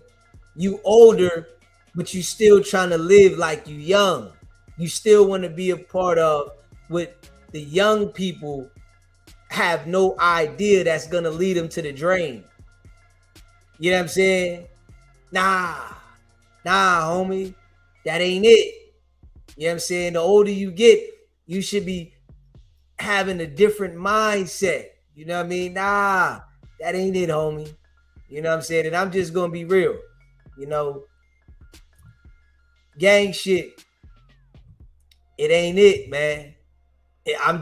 That's just my mind frame. Gang shit is not it. Yeah, street shit is not it. It's so many ways for us to make money in the world now that being a part of a gang, selling bricks, all that shit is not it. Anything that's gonna put you in a predicament is not it. That's where my mind frame is now. So the streets is not what I'm on. You know what I'm saying? Yeah, I talk about the shit I've been through, the things, that I experienced, but not me. You know what I'm saying? I'm thankful. I'm blessed. You hear me? I'm blessed. So, and then I got the ability to talk about this shit. Yeah. How some niggas have, been in the chat before and left comments saying, oh, DZ, you supposed to be a street nigga. And I'm 40-something years old, nigga. I'm 40-something years old, nigga. You think I'm supposed to have an allegiance to the streets, nigga? Hold up. Oh, street, nigga. I listen to the rappers that have to manipulate niggas and the people that gotta manipulate niggas to, feel like they still street and they want to be street. Niggas don't want what come with the streets. Niggas don't want what come with gang banging. You feel what I'm saying? Niggas don't want that. Niggas don't want nothing to do with come with the streets and gangbanging. Because what come with it, nigga, is the jail.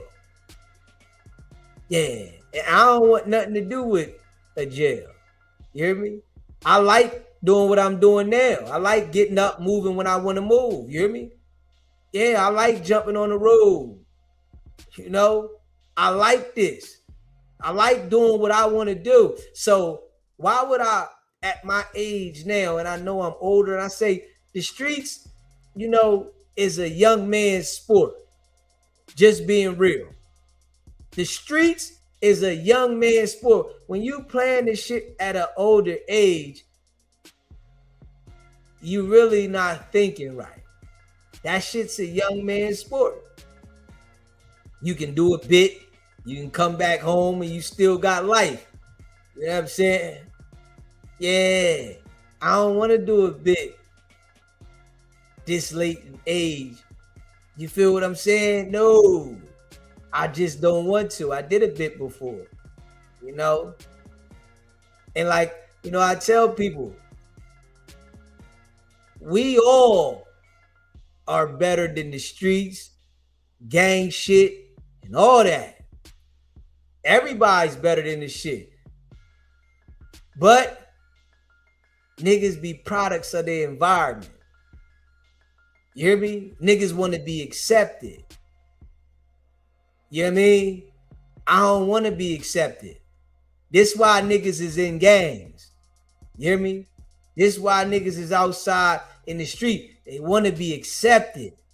When you mentally elevate from that, from wanting to be accepted, you ain't gonna need none of that shit. Yeah, I don't want to be accepted. No way, shape, or form. And there's niggas that grow and they mentally elevate and they don't want to be accepted, and they understand I gotta separate myself from this. I don't want to be accepted by you niggas because I really know there's no loyalty.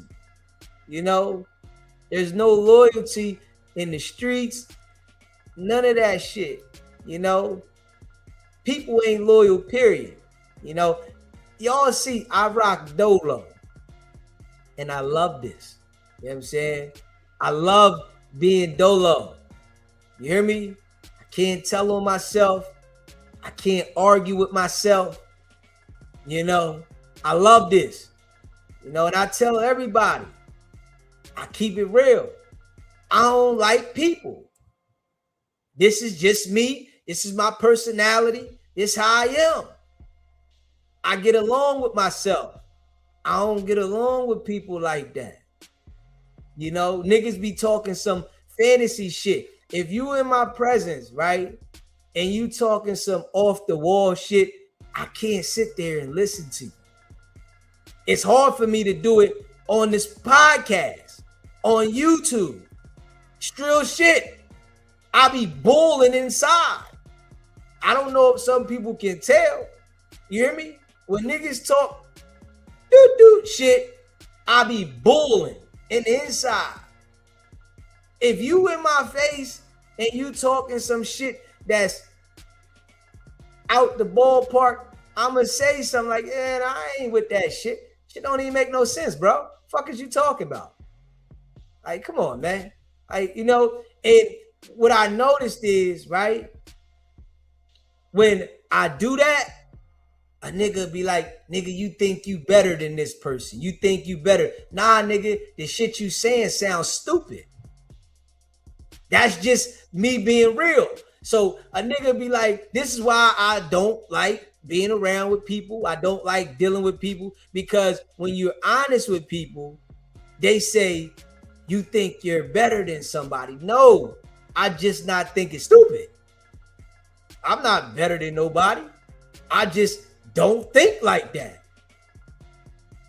And I'm not going to sit here and be in fantasy land because you want to be in fantasy land. Nah, I feel like that shit is contagious. I feel like when you start thinking like that, you know what I'm saying, you start listening to that shit, it rub off on you. I don't want none of that shit. You know what I'm saying? I want to be the same. Brain clicking, thinking, understanding, you know, real shit. You know what I mean? I feel like as men, we have to elevate and mature. We have to, as men. Stop keeping the same mentality. You know, you gotta, all right, let me get up out of this because I did this. I've been through this. All right, cool. I'm on to something else. You know, and if you don't, just don't be mad at the results. Because, you know, some people be going through certain shit and they, oh, well, why this happened and why that happened? No, because of the decisions you made. You know, and I've seen for myself, you know, being as though that I changed my mentality and, you know, the decisions I make, I have less issues. The shit I worry about now is nothing. I can't lie. Straight up. I really gotta be real. The shit I worry about now is nothing. The shit I think about now is nothing. I'm just living. Hey, straight up. You know, and I don't even have as much paper as I've had before, right? But I'm comfortable as hell. I do what I want to do, right? Straight up. When I was out there playing with them things and I was doing me, a nigga at the same time was frustrated. You hear me? Money up, doing what I want to do, spin the bag here, do this, that, and the third, right? Yeah, if I want to have this broad, that broad, whenever I want, flexing, doing this, I was still miserable. Yeah. Now, I'm happy. I do what I want when I want. I move when I want. You know, I do the lives when I want to do the lives. My contracting company, I do that when I want to do that. If I got a job, I schedule the job for the time I want to schedule the job. If I take a job, all right, I'm going to take this job. Man, I'll be there to do it at 2 in the afternoon. Straight up. When I want to do it. If I want to do it in the morning, I do what I want to do when I want to do it. You feel what I'm saying? That shit feel different. It's peaceful. If I want to lay in the bed for hours, I lay in the bed for hours. You feel what I'm saying? I want to do what I want to do. You feel me? It's peaceful. I ain't got to answer to nobody. You know what I'm saying? I ain't got nobody bothering me about shit. You know, if I want to pick up the phone, I pick up the phone. If I want to turn the phones off, I turn them off. You feel what I'm saying? So it's, you know, I feel like as men, though, we got to elevate and grow. And if you don't elevate and grow, you're going to be stuck in time. You feel what I'm saying? Smash that like button and hit that subscribe button, man. Shout out to all y'all, man, that be rocking with the channel, man. Just keeping it a buck, man. Yeah, just keeping it a buck, man. Yeah, I'm different, man. Yeah, I'm different. I'm in my own lane. I ain't even gonna lie. I know I'm different. I ain't gonna never adapt to, you know, what other niggas is on. You know what I'm saying? Nah, I'm doing my own shit. I'm doing my own shit, man. You know, this ain't personal. This is business. You feel what I'm saying? Yeah. You know? Yeah. DZ could easily run around the internet and be linking up with this person and that person. I ain't with all that. I'm cool on all that. See, I understand what happens when you involve yourself with a lot of people. You only bring trouble. So with the gang members, you got to involve yourself with a lot of people.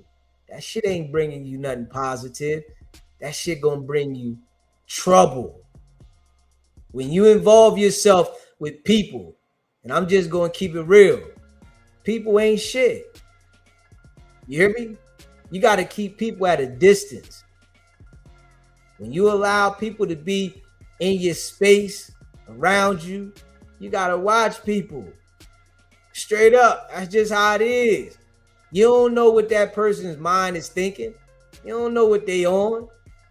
And with the gang members, you don't know what no other gang member on and how that nigga thinking, let alone a civilian. Yeah, niggas got ill intentions. They got ill intentions. You don't know what niggas is on, man. So, you know, I just understand that. You know what I mean? And I'm not giving nobody the benefit of the doubt. You hear me? I don't give niggas the benefit of the doubt. I'm too old for that, man. I'm too old to give you the benefit of the doubt, nigga. I'm too old to put myself around somebody to, you know, act like I'm gonna put my trust in a nigga. I'm too old for that. This is why I say the older you get, you gotta mature. Yeah, I'm too old for that. Put myself around a nigga to try to trust you. For what, nigga? I'm at the second half of my life. It's time to enjoy my shit. Not try to be friends and trust niggas so that when you snake me, I'm going through some shit that I went through as a young boy when I already knew what the fuck was going to be the outcome. I knew this was going to happen. Nigga. Straight up. Jealousy breeds envy. Come on now. You don't know who gonna be jealous of you. You might got something going on more than the other person, you know. And it's a lot of people in the world that be really jealous of niggas, and then they play the role to get next to niggas. Because we look at Wicked100, that nigga was jealous of a lot of people, but he played the role to get next to niggas, and then he showed how much he envied all the people that he tried to get next to. He showed it. These are the people that he begged to get next to. Yes, he showed it. Let everybody see how much he envied all them niggas. Yeah. But you know, I understand it, nigga. Be your own person. Fuck all that gang shit, nigga. Be your own person. You hear me? Be your own person, nigga. The gang don't love you. You hear me? Straight up. Make your own money, live your own life, move at your own pace. The gang does not love you. You hear me? They love nothing about you at all. Smash that like button, hit that subscribe button, man. They gonna use you until it ain't nothing less to squeeze out your ass. He's an Israelite. He's from the 12 tribes of Judah. I don't think so, but I don't Call know. the nigga, man. You call him? Call him. Oh shit! Here we go. You call every motherfucking body else. This is the good. Adam and Wax show. Yeah. Nigga, we don't duck fades. We initiate fades. Yeah. Okay. Yeah. Yeah. I don't believe he's black. Oh Jesus! See, that's kind of a personal attack. It's not. He don't look black. He's an infiltrator. Straight. What's going on? He's a man. Is he a Blaxican? I don't know. I forget. I forget if I ever even had that conversation. Yeah, well, we need to have a conversation. Back on Fig say he ain't black. Oh, really? Who are they to say? That's his ex. They employed him. Not really. Yeah, he worked for Pun him. did, but I don't think he ever paid him. He paid him $200 a month. That's rough. $50 a week. Nigga, what you mean? T-Rail and them, they never do.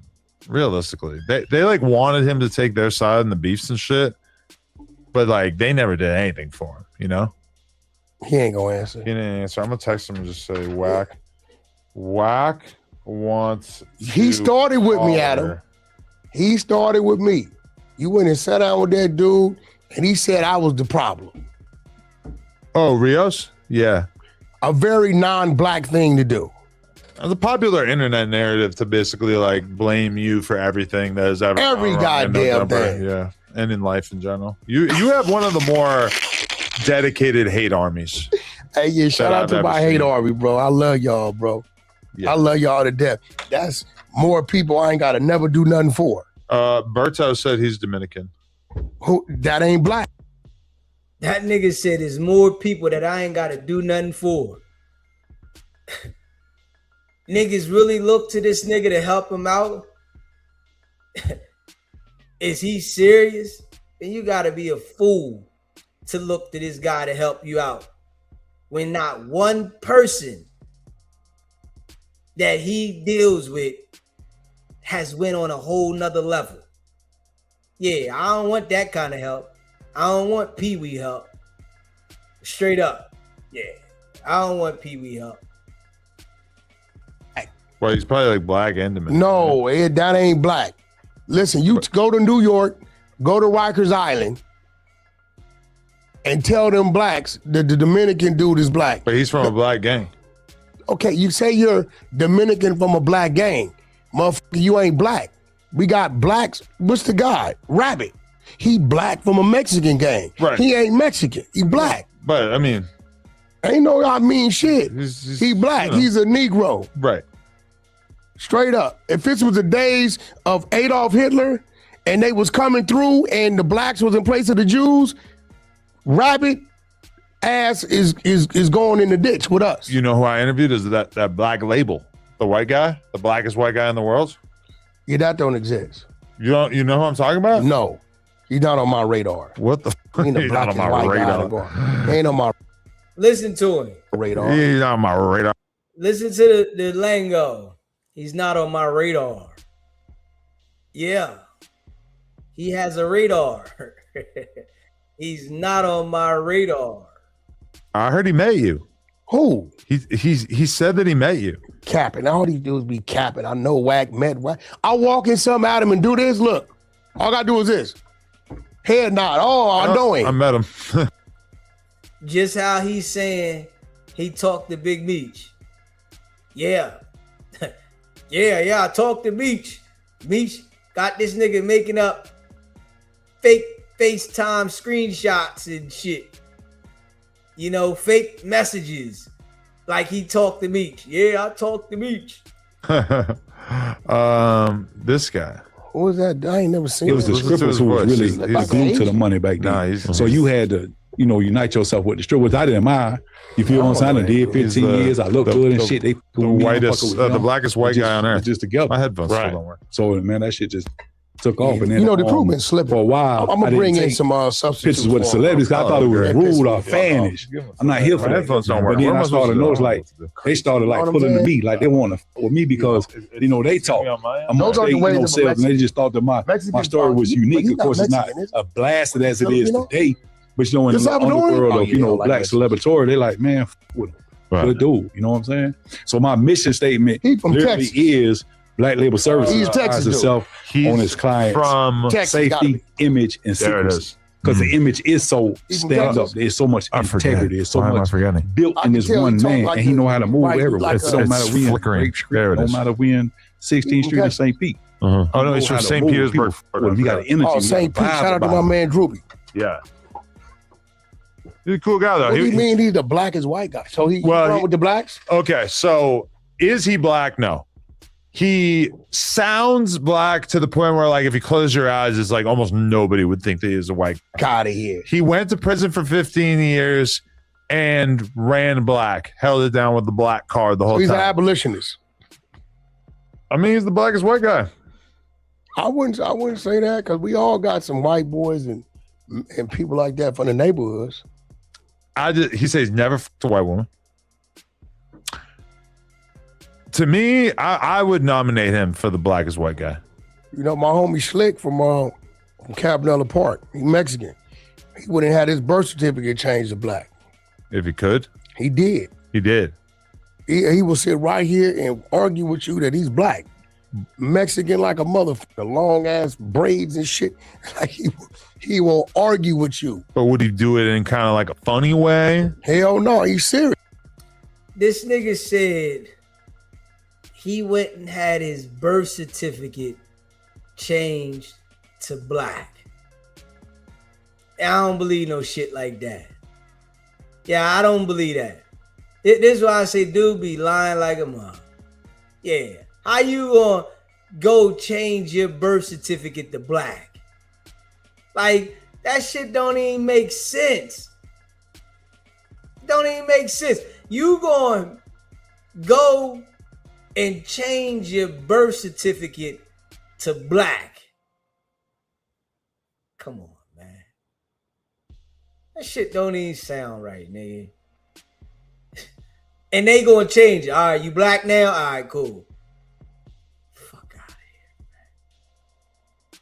Come on, man. Shit is wild, man. You go to LA County Jail the same way. Hey, I ain't Holmes. I'm from Paru. Uh-huh. I'm a nigga. Put me with the niggas. I'm black. Right. But so I get it. Yeah, I'm trolling the dude. What if I just start saying shit like that? Oh, you're a white dude. You still do a lot of white boy corny shit. But what if I just started to be like, listen, I'm black? Well, you still do too much corny. You've been hanging around them, but you haven't broke the white boy ways. The grab ass, wear the thongs, that's white boy shit. Now him, he probably moved like a black dude. He do. He's not grabbing his homie's ass or anything. Yeah, that's what I'm saying. You know, you still do white. You are very, very acquainted. I can't be with the urban community. But I can't be like a zesty black guy. I mean, shit, we got those too. Switch it up a little bit. You know, it's a lot of zesty people. No, but I mean, if I'm going to be a black guy, then I can't be gay. I can't be that kind of guy. It's too much. I don't want that responsibility. Anyway. I heard you say if I was there, I was going to wear a Stink Team hoodie. I said, this nigga crazy. I was going to say if I had shown up in a Drago shirt, that would have been pretty cool, I don't right? think nobody would have tripped. Think about it. Once the alcohol started sinking in, I think it would. Ralphie moves around freely. Yeah. That's his brother. But if you go to the fucking Blood Summit trying to provoke with that shirt, they gonna have something to say to your ass. I mean, you know, Draco used to come to my studio by himself, go in my office, go to sleep. Yeah. He was all right with me. And it's been Inglewood dudes there. Mm-hmm. But then again, it was a different program over there. It was before the... No, hell no. This after he got out from the murder case. Okay. This, remember I told you? What kind of Inglewood guys? Real Inglewood homies. Oh, yeah? Yeah. That's when I told you I didn't know what them whippet things was. It was all over the place. That's what Draco was doing? Hell yeah. Yeah, he was on that at one point. I didn't know what the those things were. How do you feel about Charleston White alleging that he got shot at by Jay Prince's affiliates? You believe him? The video, a lot of people are saying that he shot. No. He was in the car with the Hellcat lady. Yeah, he's speeding off. Yeah, but I mean, why would he shoot? You didn't see an arm come out the window. I don't know. When he shot out the sunroof? Do you believe the narrative, though, that it was that there were Jay Prince affiliates there who were being aggressive with him because he was talking shit in Jay Prince owned business? He wasn't talking shit in Jay Prince's own business. Stop running that narrative. That was fake? All fake. He was there to support the lady on some positive school shit, drive shit. Okay. He has told Jay Prince in the past, SMD, called him out his name 500 times, called him a punk, told him he wouldn't do that. So he shows up to Jay Prince's daughter's restaurant in the middle of Fifth Ward, property that Jay Prince owns. Right. Now the back door calls immediately. Mm-hmm. That phone call you hear, me talking to dude, the back door that called and gave dude the information. People think Wack recorded the call. Didn't record the call. Mm-hmm. I simply had Charleston White on the three-way call. I'm never going to record a call and send it to Charleston because I know Charleston ain't no telling what he going to do with it. Now, Charleston on the three-way, he do what he want to do. Mm-hmm. But they definitely approached him. Charleston White then talked about Wicked100 like a dog, right? Then talked about the man's kids, everything, right? Like a dog. And he act like they good friends, right? Yeah, like they cool. We already know he would love to catch Charleston White in a situation where, you know, he can have him looking crazy. We know that, you know, with Charleston White playing on him as well. It's two snakes getting together. It's like they both waiting for the moment on each other. Smash that like button, hit that subscribe button. And told him he needs to make a public apology. Right. to Jay Prince. Charleston told him he ain't doing shit. When he got outside is when it really got disrespectful. They were surrounding him. Charleston called him all out his name. I think Charleston kind of leaves his mind sometimes. Yeah. He kind of gets, he a little burnt out. He gets in that zone, and there's nobody that can stop him. You know what I'm saying? Because, I mean, Charleston said it to me, and it does appear to be true. He said, I go everywhere in this country with no security, and nobody does shit to me. And I do believe that when people say, like, that people don't believe the streets anymore, there's a lot of reasons why people, like, fell out of love with the streets. But that's somebody like Charleston is proof. Because you look at somebody like Charleston, you look at 6ix9ine, you look at nobody doing anything to him, it does just stand out of like, damn, like motherfuckers are not really doing what we kind of all assumed for a long time that they would be doing. That being said, though, Charleston White is always just one step away from meeting a guy who's down to crash. And this seems like the closest that he's got in a minute. Because it only takes one shot. No, they say with the scam, he said it was a real big dude, 6'7" dudes walked up on him. Listen, all Charleston respects is action. You remember when the dude jumped on the stage on him? Yeah. Right? If you not doing that, if you talking, he know you just bluffing. And Charles is gonna call your bluff because he let you know. Your mama, and I'm calling the police. Yeah. He's dangerous. It ain't no in between with him. Either leave him alone or leave him. Like, I go pretty much everywhere with no security, and I feel like it's all good because I don't really like talk shit to anybody. Like, no. I say shit about rappers and stuff, but I was like, don't really feel like I've like really beef with people to the point where they're gonna want to really do something besides maybe a couple of podcasters who I could see wanting to do something to me. But that being said, Charleston's on the total opposite end of the spectrum where he's like the most disrespectful commentator that we have ever had. I think T-Real will hit you with that left. What are you talking about? If he ran into you, he's gonna hit you with the left. I'm a duck. He can't hit you with the right. At this point, even talking about them just feels like Smack gonna run. Smack and Moose Man were screaming at each other today. Where? Back on Fig. Moose Man went over there? Yeah. Yeah, he's a little different. He asked me. He clout chasing the wrong way. Moose Man said, you care if I do back on Fig? I said, no, it's good. He said, I'm a rep no jumper. That don't always mean no is good. Sometimes a motherfucker asks me some shit that you already know the answer to. Almost everybody from No Jumper has been on there. Like, so what happened? While I was Break Baby multiple times while I was real cool with them. Munchie went over there while I was real cool with them. Lush. I ain't tripping. Like, I do kind of feel bad for them where it's like, damn, like y'all really like your best viewed moments are when you are interviewing No Jumper hosts about being No Jumper hosts from a distance. And that shit looked crazy, so but what did Moose Man? They just got into it. You want to see it? Man, I'm gonna be real. Josh, when he's over there, bro, he gives me these fucking prison vibes, bro. Cause like it's a skinhead over there, bro, and it's like that's some dangerous shit. Yeah, but I feel like I can't talk shit to Adam because you over there on some Nazi lowrider shit, bro. Yeah. Just look at him. Look at the hat. Adam, look his whole profile, bro. Straight up Folsom. You know he's Jewish, right? Who? Is he? Yeah. I can't tell who. I only say that to say. Are you Jewish? No shit. Yeah.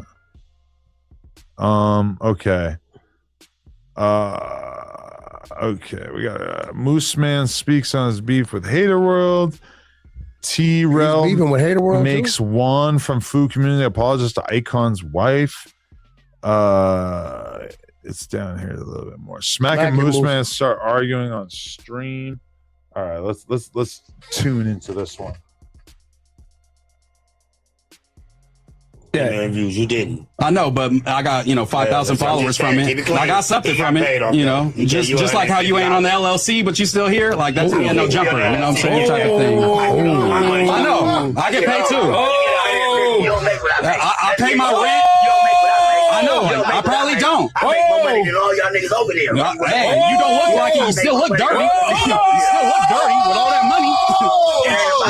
It's about me. What for what you living? I'm living No, good. for sure. Up there, down there. My own motherfucking car, my own bikes.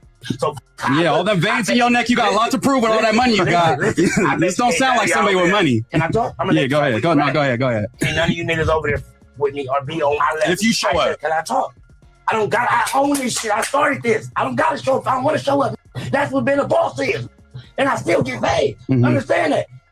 Back on Fig just ain't my platform. Shame on you. It's mine too, nigga. I got my own Sprinter van. What nigga talking about? I got my own Sprinter van. Talk. Let's really talk. I just said you look dirty. You got more money than me. I can agree with that. But I look like I got more money than you. You don't. You really don't. Yeah. I look like a young T-Rail, young Mexican T-Rail. That's what I look like. Oh, he over Smack. W for Moose Man. Bro, Smack don't got no goddamn money. Smack, you broke as nigga, he got his own Sprinter van, 1981 edition. Bro, is there anybody in the audience who seriously thinks that Smack has his own Sprinter van? Bro, just a Sprinter van can mean anything. It doesn't have to mean it's operable. You capping, bro. This shit is hilarious. Like, what the fuck are you talking about? Yo, he ain't on the LLC. He's not one of the owners of the Bag on Fig business. But here's the thing about the Bag on Fig business. You're talking about a channel, and I swore I wouldn't talk about it anymore, but you're talking about a channel that gets like 1 million views a month.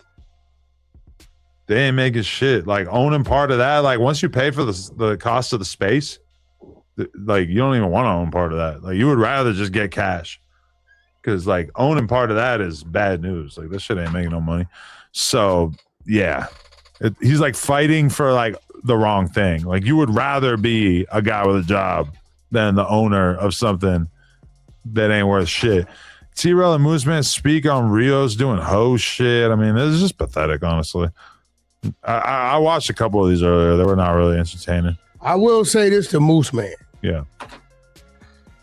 Your ass is in Southern California. Stop being a Norte. I don't think he understands our culture. What part? You get what I'm saying? Like, we come from the land of backdoor. This is backdoor city, and I think he needs to start to understand what's friend or foe. Which part? You think the T-Rel gonna like? Not T-Rel, just like, would you like, if he went back over there, he may want to go back over there a different way. He may want to, take a security guard with him or something, because some people don't forget. So you think that was enough that somebody's gonna want to do something to him for real? Well, T-Rel them ain't tripping. You got to look at who been violated. But see, the thing is that when Moose talks shit to Smack, T-Rel is sitting there loving it because he hates Smack because of the fact that Smack doesn't take the business as serious as he wants him to. Like, what Moose Man is saying is what T-Rel wants to say to Smack on camera, and at times kind of does, because from T-Rel's perspective, him and Smack need to be like Adrian Broner and Dean, like a duo, going everywhere together, being on stream, doing the podcast. He's the funny one. I'm the smart one. Somehow T-Rel is the smart one. Everybody, backdooring each other. That's the gang life. Straight up, that's the gang life. Everybody backdooring each other. You know, niggas acting like they rock with you, but they snaking you. And Moose Man was talking heavy though to my man. He was definitely talking heavy to it. Yeah. So, you know, you gotta be mindful. It's why, you know, I don't, yeah, man. Avoid putting yourself in certain situations, man. That's the bottom line.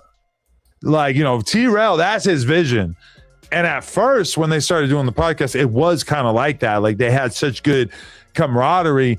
But the thing about Smack is that he's like, he can't leave the streets behind.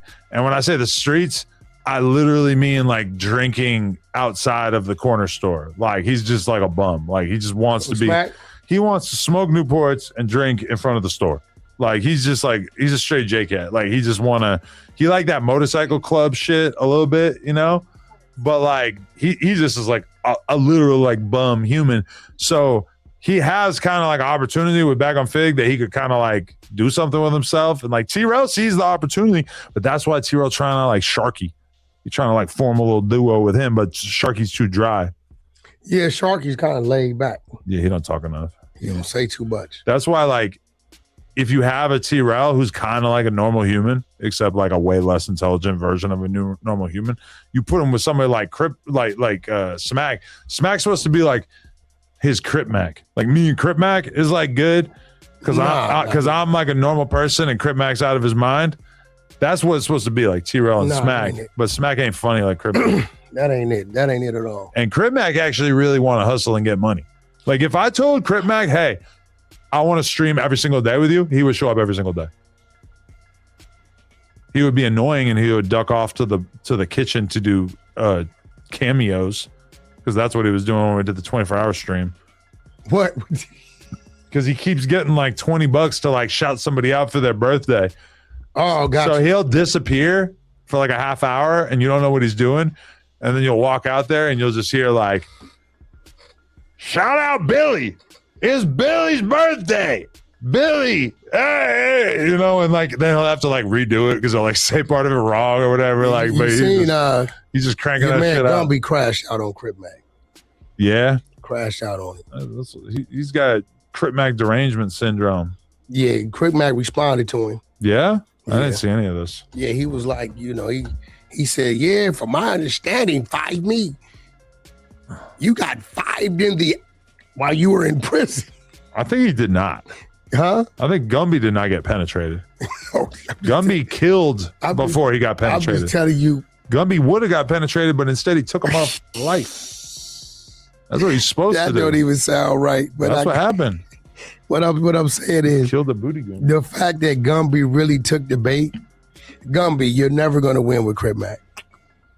I don't care how many on Hoovers you say, you're never going to win with him because you're responding to him. He ain't responding to you. I just think like Gumby making videos about Crip Mac, like, does this have to happen? Like, is this necessary? Gumby said, watch, you going to see. Yeah? Watch, you going to see. About what? I don't know. About me? No. Or about him? He's telling Crip Mac. What else is he going to bring to the table? Watch, you going to see. So I'm telling myself, are you going to drive out here from Vegas and hunt Crip Mac? Because you got a whole neighborhood that if it's that serious, they would have been did it. Now, don't get me wrong. Crip Mac, either he has an undying hatred for that side, because he goes out his way. Yeah, he brings it up constantly. Yeah, like, and I'm not tripping. Before he went, he wasn't that bad. He's gotten worse. Well, real hardcore Crip Mac historians will remember that his first episode, he never said anything about Hoovers at all. He didn't talk about who he beefed with at all. He left all that out, and he was proud of himself after. I remember him telling ODM afterwards and saying, you like that? I didn't diss my enemies, rah, rah, rah. But then as he got more comfortable on the podcast, he started just bashing him every episode. One thing that I noticed, with the internet, the people that are highlighted, those are the people that are presumed to be intelligent, presumed to be, influential, but in all actuality, they're not. The ones that are highlighted are the ones that aren't the ones that you want to get the information from. They're the ones that gonna mislead you, the ones that aren't that smart. This is something that I see with the internet. All these people that we looking at that's got some money, this shit here is designed. It's designed. We see Wicked100, Charleston White, Crip Mac. These people, they are highlighted for a reason. Straight up. They're highlighted for a reason. And it's to keep people slow. Yeah. Don't put you up on game and put you in a position to elevate. This shit is entertainment. And I feel like entertainment has always been to keep people slow. Straight up. That's what entertainment is for. To keep people straight, slow. And, a lot of people are entertained, but not understanding that it dumbs your brain down. It makes your brain slower. It really, makes the brain move at a slow pace. But people don't be understanding that. Yeah, it's entertaining, but they called it the idiot box for a reason. So yeah, it ain't gonna turn out good. No. Just like you said about Charleston, that one dude that ain't scared to crash. Yeah. I mean, the goal as a content creator in 2026 is to do like what Dean's doing, which is you find a very charming drug addict / sociopath, you form a duo with them, and then you do stuff with them every day. I kind of resent the fact that I've been doing interviews for all these years that I couldn't have properly done that with Crip Mac when I met him. I should have said, boom, we're riding this to the top.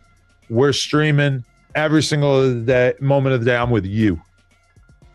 It definitely would have worked. I had a little too much going on. This is not really. But also, you see that like Adrian Broner getting sued now for sexual assault. Everybody saw this coming. How many times I called AB, scolding him, R&B? Yeah. How many times? A lot. Brother. Yeah. I've been, I talked to AB a lot. I heard so many people warn him. I'm like, bro, you cannot do that.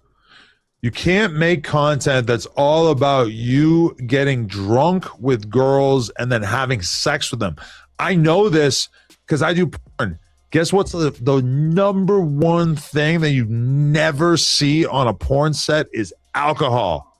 Because everybody involved knows that it would be a really, really bad look if one of these girls was later able to say that she was too drunk to consent to fucking. So is anyone ever drunk? I don't know. Sometimes I have my suspicions, but you never see it.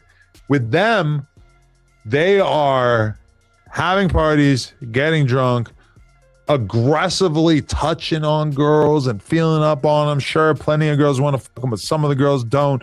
Or they're so drunk that afterwards they get to say that they didn't like it, the alcohol was forced on them, whatever. You get the girls to sign releases, but that's not going to solve them. I think this is a terrible idea. What making content out of embarrassing girls is bad news, but at least on some making content out of embarrassing girls is definitely bad. Yeah, there's nothing good about it, you know, because when they say you did something and all the content shows that you've been embarrassing them and, you know, violating them, that shit ain't gonna go good for you. Smash that like button, hit that subscribe button. Something like, you know, Fresh and Fit or the Whatever podcast, where the whole idea is that you sit there with girls. At least it's all on camera and there's nothing that's happening off camera and nobody's fucking. So yeah, the girls are getting drunk, they're talking shit, whatever, but you could get drunk as fuck. As long as I'm not feeding you the alcohol, I should be good. And as long as nobody fucks you, I should be good. With them, like, this shit was not meant to last. It's too much. What do you mean? They're just getting started. Man. I think they 50% of where they're going. I foresee some big contracts coming. Okay. I foresee Adrian Broner getting in the ring. I foresee Dean getting in the ring. I agree. I want Dean to fight our new guy, Valencia. You seen him. They could do big things, but this is what you do as a streamer. We've seen this many times. Look at that show Speed. You start out edgy. You're doing weird shit. You're doing aggressive shit. You're doing stuff that's offensive and damn near illegal. You build yourself up like that. You make the people love you, and then you pivot into stuff that's a little bit safer, because this lifestyle that they've been living is just untenable. You can't be making your content all about getting wasted with girls. And I think they know that a little bit, because now they're like doing this exercise lock-in shit or whatever that I've seen them doing. I went to see him the other day, Tuesday. I went down there. Oh yeah? Yeah, I checked it out. Who else was there? You were on the stream? Yeah. I seen AD and OT hanging out there. I was there before them. When I went, our guy Neon was there. Okay. So we started politicking about AB fighting Ryan Garcia. Ryan was in the chat and called in. So when he called in, I got him and AB. I'm like, Ryan, I don't know if you're scared or not. And I had my guy Valencia, the guy, you seen the little youngster with the pink and red hair that knocked the big black dude out? You didn't see that shit? Valencia. Bro, ain't no way. Y'all didn't post that? I mean, maybe we did and I missed it. Bro, big dude like 140. Valencia knockout? Dude like 280 pounds. Who, That's him. Whooped his ass. But it was just like on parking the lot. stream? No. How do I find this? Hold on. I don't know how to find it. Ain't no way you didn't. There's no way you didn't see that shit, bro. I don't know. VALENC with 3 eyes. That's crazy. That's his Instagram? Yeah, I know it's up. I'm talking about, I'd have lost some money on this one. We signed him as a fighter. Quick. It's, is this it? This one. Oh, okay. There you go. Is this a knockout? Bro, check it out. Yo, check him out. We might need to blur this for the non-members only version. Check him out. You can show Check him out. Little kid. Gets dropped. He 140. Oh, I did see this one. Yeah. Oh, yeah. And he knocks out this huge monster motherfucker. He's from Texas. Houston. Look at him. Look. Then they do some punk shit, make him bag up. Big man goes down hard. Oh, he ain't done, Woody. Oh, no. Wait, he ain't done. Oh, now. What the? Oh, that was disgusting. Shout out Valencia. No. Follow VALENC with 3 eyes. So this is the new dude. Yeah, he fighting for Nothing But Sports October 24th down in Miami. That post has 609,000 likes. Yeah. Holy shit. Yeah. Oh, he lit now. This is him? That's him. Whoa. Yeah, that's him. Oh, I think he gave me a shout out in this one. You look like so fake. What's good, y'all? It's your boy Valencia, aka Cujo. I was just coming out here to do a huge shout out to a lot of people that's been helping me. Wicked100, Dean the Gray, Adrian Broner, got me seeing DJ Academics, man. I appreciate all the love for real. Humble kid. Shout out Big Meech. What's he doing with Academics? Humble kid.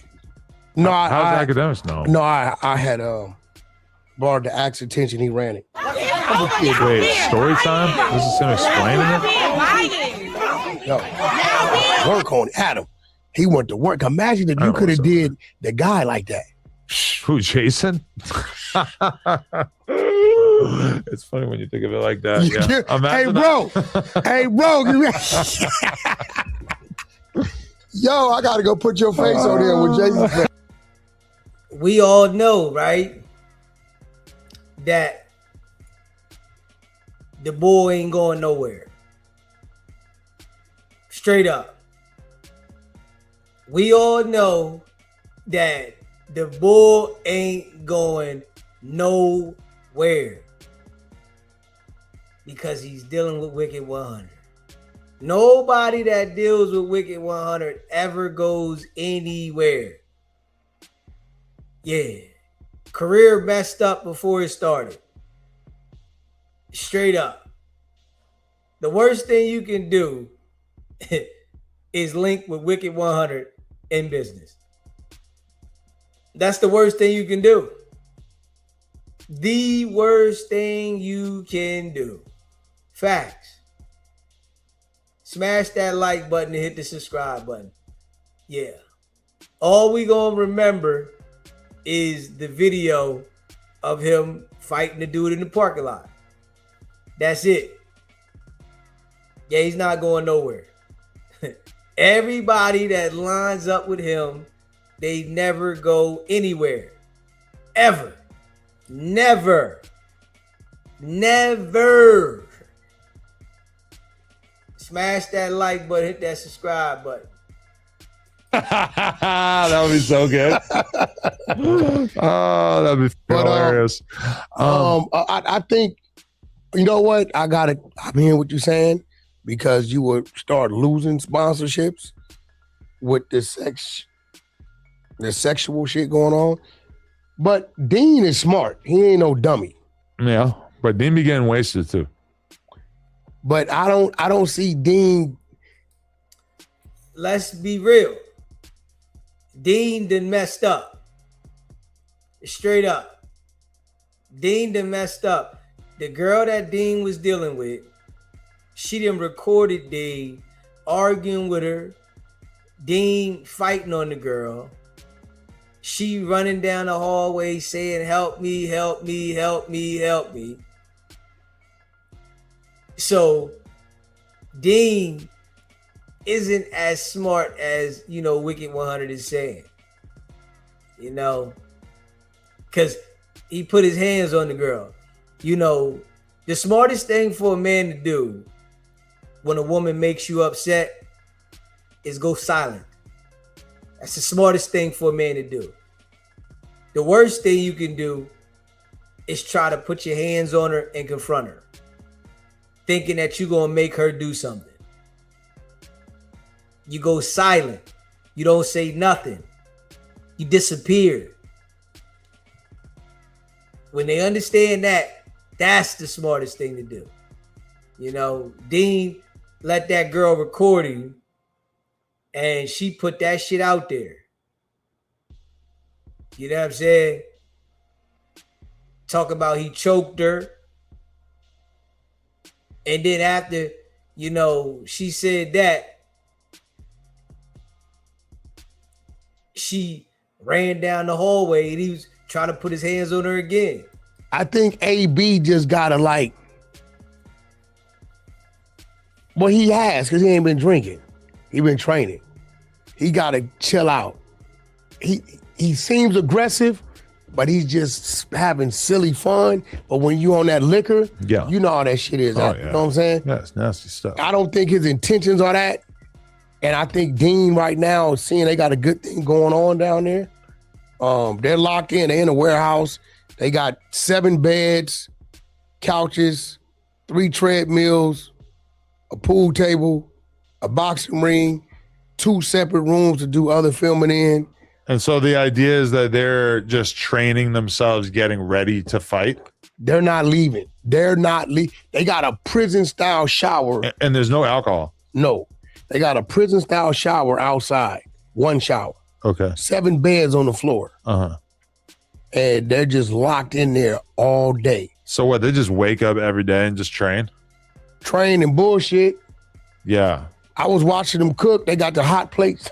I mean, you can only train so much, you know? Like if you're boxing and you even like let's say you do like, and I guess I'm speaking as a 42-year-old, but if you do like an hour a day of pure cardio and then you box for like 2 hours, I mean, that's a serious workout day. Let's be real. That's serious. That's serious. That's a lot of working out. But from the perspective of somebody who's doing a 24-hour stream, that's like nothing. 30 days. No. Listen, bro. They up there on some caveman shit. And then if you do that Monday, it's kind of tough to do that again Tuesday. And if you do it Tuesday, then it's kind of really tough to do it Wednesday. You know? Ray J works the night shift.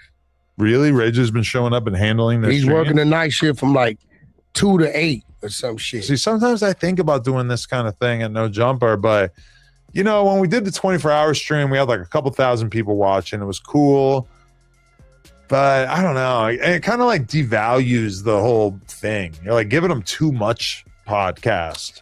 No, I think what it needs to be a total different unit. Yeah. When you do your streaming shit, you can have some of your guys, but it has to be a whole nother type of flow of things. To where it's totally different from the news or Adam or Wax Show or the Tuesday show. Right. It's some total, and then you need to kick it. You need to cross that shit up. Well, we could use the space out there. Like what? I was thinking like, what if I just got like a couple of cool dudes to hang out with me and then mad girls? But what are we doing? Like, what are we going to do? Well, that's where I'm going to be real with you. I'm dumb dodo bird like you with that. That's when people like R&B send you a bunch of ideas and decks, and you like, these 8 things are cool. Make that happen. You overloading yourself with too much responsibility. You got the place, you got the location, you're the magnet. People will come. Get you another set of people that come up with things you can do in that time frame, because that's what they're doing. Yeah. Such and such is coming at this time. I was scheduled to be there at 2. Right. And they hit me up the other day. I'm doing cardio. It's like 9:30 p.m. And they hit me up like, hey, do you want to pull up to Dean's stream? And I'm just like, what the fuck? Like, hell no. Like, why not? I mean, it's late. I'm chilling. I'm going to bed soon. Got you. But I mean, it's a good opportunity and everything, but I'm just not thirsty like that. But I mean, that's the thing that I could do here is just kind of have it be like a party vibe. And then you do a live stream of the party. But the weird thing about it is that it's like, you know, the more you do that, the more people you have there, the more that people are probably doing drugs. People, who knows, maybe Doughboy's fucking a bald person in the bathroom. It's just, is Doughboy still around? He's still around. No, that's why there's so much shit you can do. Yeah. Like, listen, I don't think you've ever shot dice. No. Do you know how long people will watch Adam down there in a dice game? That shit will be so fucking corny and funny. And that was a good idea. A dice game stream would be fun. But these are things that, this is what I get all this shit from R&B, like my decks. I've never showed you a decks. I'm gonna send you a few. You put these, you let them get into that creative mode. Yeah. You could do this, that, and other. And then you just align that. So, okay, from 3 to 6, we're doing this. We got this group of people pulling up to do that, right?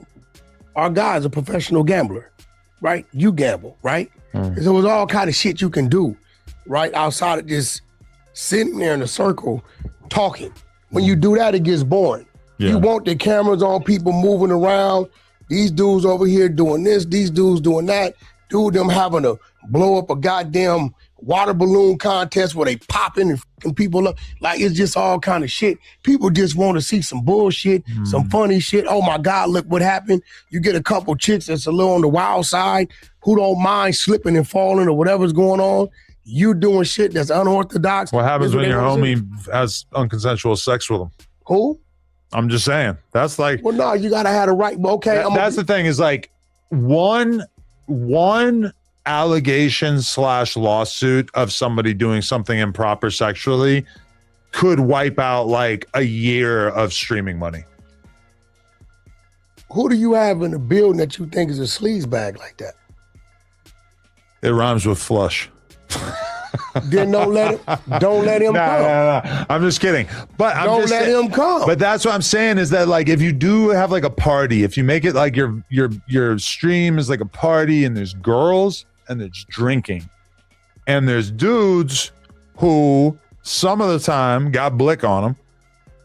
It's just like when you think about all that, it's kind of like, damn, maybe I should just stream by myself because maybe I could get 20% as many viewers just streaming by myself and it would still be better financially than pulling out all the stops, having crazy shit going on, drinks, alcohol, girls, homies hanging out, and maybe you get 5 times as many views, but it's just so much bullshit to deal with. And then if one person gets packed out, boom, you're dealing with a lawsuit for the next 2 years. Yeah, but you gotta have the right. You ever seen somebody get packed out on their shit? His name was Jay Reed. Say his name. Jay Reed didn't get packed out in no jump. It was didn't. It was against the other wall. I agree He did with not get packed. Listen, he did not. Listen, this is real shit. And Mook's man spoke on this. Say. He really thinks that, you know, by him saying Jay Reed didn't get beat up at no jumper, people believe the shit. Okay. Yeah. Like people were supposed to believe this guy when everybody seen what happened. His name. Mook, he spoke on this. When we walked out from our little situation, yeah, he said the first thing Wack said, hey, everything's good, leave it alone. So what I'm saying is, we don't have them type of problems in the build. Right. For the motherfuckers now, DC Baby Draco got his tires slashed, shit, all kind of shit down the street. All I'm saying is that if we were to do like a party stream thing, stuff like that is all just inevitable. The one thing you have to eliminate,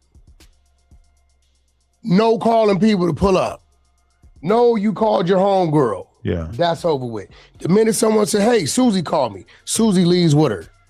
But if it's like a party, then people are just hanging out, you know? That's it. It's like shit just starts happening. Do like Cali Swag District used to do, call it the kickback. The kickback. The kickback. I wanted to ask you about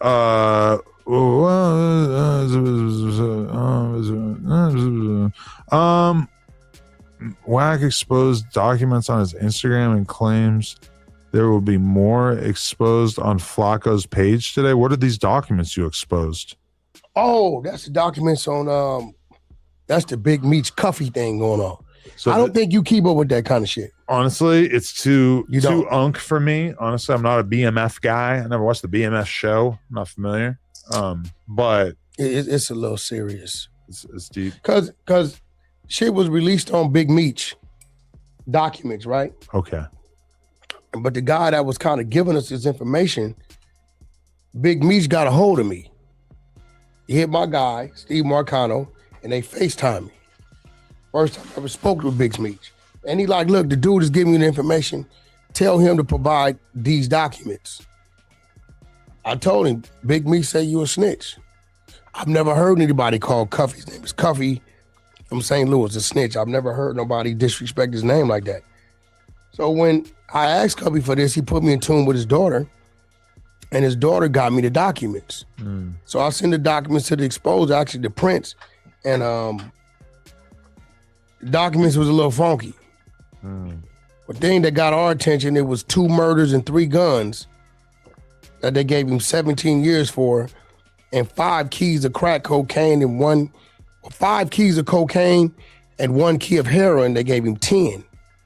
But it's on the murder side, it was crazy. Like, so we just didn't understand how you got so little time for those type of situations. Right. We just didn't get it. So since then, what I did, I sent Flacco. No, he went and sat down with Dogface or talked to Dogface, and he's telling everybody, all my stuff is public record. Dogface is doing him an injustice because now he's saying, whack them over there lying on you. I got the paperwork from this dude. I just don't think he know what he sent me. So I just put up the document showing there's a lot of sealed files there. The stuff I got are sealed files. I wasn't supposed to get them, but I was able to get them because his daughter had forwarded them to me from the attorney, right? So I just sent everything to Flacco. Flacco's, he's been digging into it for like 3-4 hours now. Okay. You know what I'm saying? I sent him all because he's going to do that in depth. You know how he does. Day in the life of Flacco, man. He said he does 8 hours a day. He's a warrior. Honestly, if it's Wicked100, boy, oh boy, always trying to deflect. Yeah, always trying to deflect. Name dropping at his finest. You know, that's what he does. Always brings other people into situations, lies on people. You know, can't trust nothing he says, man. At all. Only 8 hours, that's really impressive to me because it seems like he is literally working like every waking hour. He told me he does 8 hours a day. He told me, you know, he kind of gave me a breakdown of what he does, how he does it. And because he kind of got on me. Bro, your channel could be big. Let me set you up. This. So I put him online with R&B, and he gave her a bunch of shit to go get and whatever he wants me to do. But I said, look, bro, I can give you an hour or two, bro. I can't do 8. That just can't happen. Not with my life. Other things I do, it just ain't gonna happen. But he's grinding. Like, he just like, the reason why he's had like, I think his biggest month was like 140 grand off YouTube or something. Is just 100% dedication. Just Wicked100 tell you he can't stay focused. He got to do this, that, and the third his life. You know, yeah, he can't stay focused. This how you know he can go hustle for somebody else, go sit on their platform, but you can't establish your own. grind. Wake up, online, find what's viral, what's going on, boom, you make the video. Now, once you make one video about a topic, because like I realized that because I woke up, found out about YG getting questioned by the cops. Immediately, I was like, oh, let's make a video about it. Boom, I make a video. And that occurred to me right after, like, if I'm Flacco, I am on the phone with everybody who's close to this situation. I'm hitting up everybody who would possibly have any little piece of information. And as soon as I get one or two little tidbits, boom, another video. And then you just run that. Every single little micro update, you make a whole nother video, and then you get another topic, and now you're doing the fucking some kid who got killed or whatever, and now you're following every little breadcrumb of that while also being on alert for other things that are outside of your niche that you could try and make videos about too. I have so much respect for it, but it's like running a fucking war room. The thing that I worry about though, or that I think is like, to me, as soon as I started having success with interviews, it was like, okay, I'm gonna get an editor. I don't need to be editing these. Okay, now boom, I'm gonna get somebody who's gonna set up the interviews for me. Okay, now I'm gonna get somebody who's gonna try to get sponsors for the videos. You know, it's like I immediately realized, like, you got to build out your team. You got to have people doing shit. Otherwise, you're going to spend way too much of your time doing stuff besides the thing that you're specialized at, which is actually having the fucking conversations. When I see somebody like Flacco, and I know he does his own editing, and I know he does all that, and I know I don't even think he has like somebody on his team who's like feeding him ideas and stuff. Maybe like free stuff, like free his community and his Discord or something like that. But like, if I'm him, I'm hiring people to be on social media 24/7 looking for ideas, even if it's your community. Yeah, smash that like button and hit that subscribe button. Yeah, shout out to all y'all that rock with the channel, man. I appreciate y'all, man. Yeah, I think Wicked100 is a leech.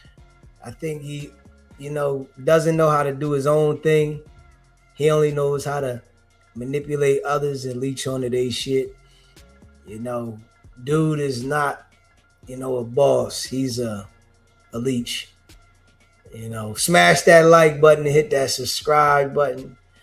If you're a member of the channel, put a 1 in the chat. Shout out to all y'all that rock with SBGB TV, man. Yes, sir. You know, I appreciate all of y'all, man. And yeah, I'm about to get on this road, man. About to get on this road, man. Yeah, about to get on this road, man. Ready to go. You know what I'm saying?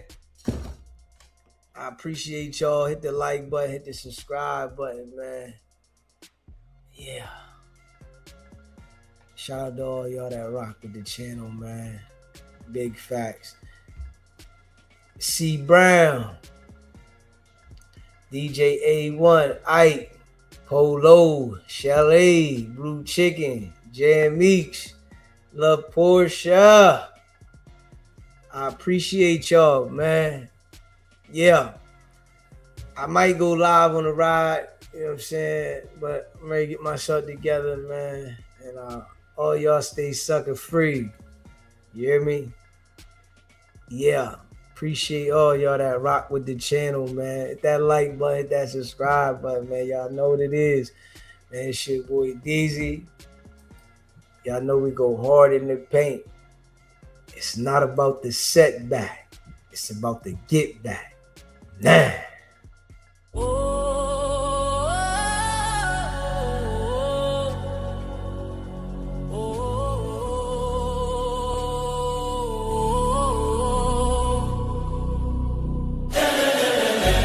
Came out the mud, now we map out the stuff. Hands on the wheel, got my life in the car. Up and down roads, they said ain't for me. Now I run routes like a wide body Jeep. Selling work on the trunk, I was freezing at lights. Eating chips for dinner, counting quarters at night. Now it's bags in the back, got them strapped to the seats.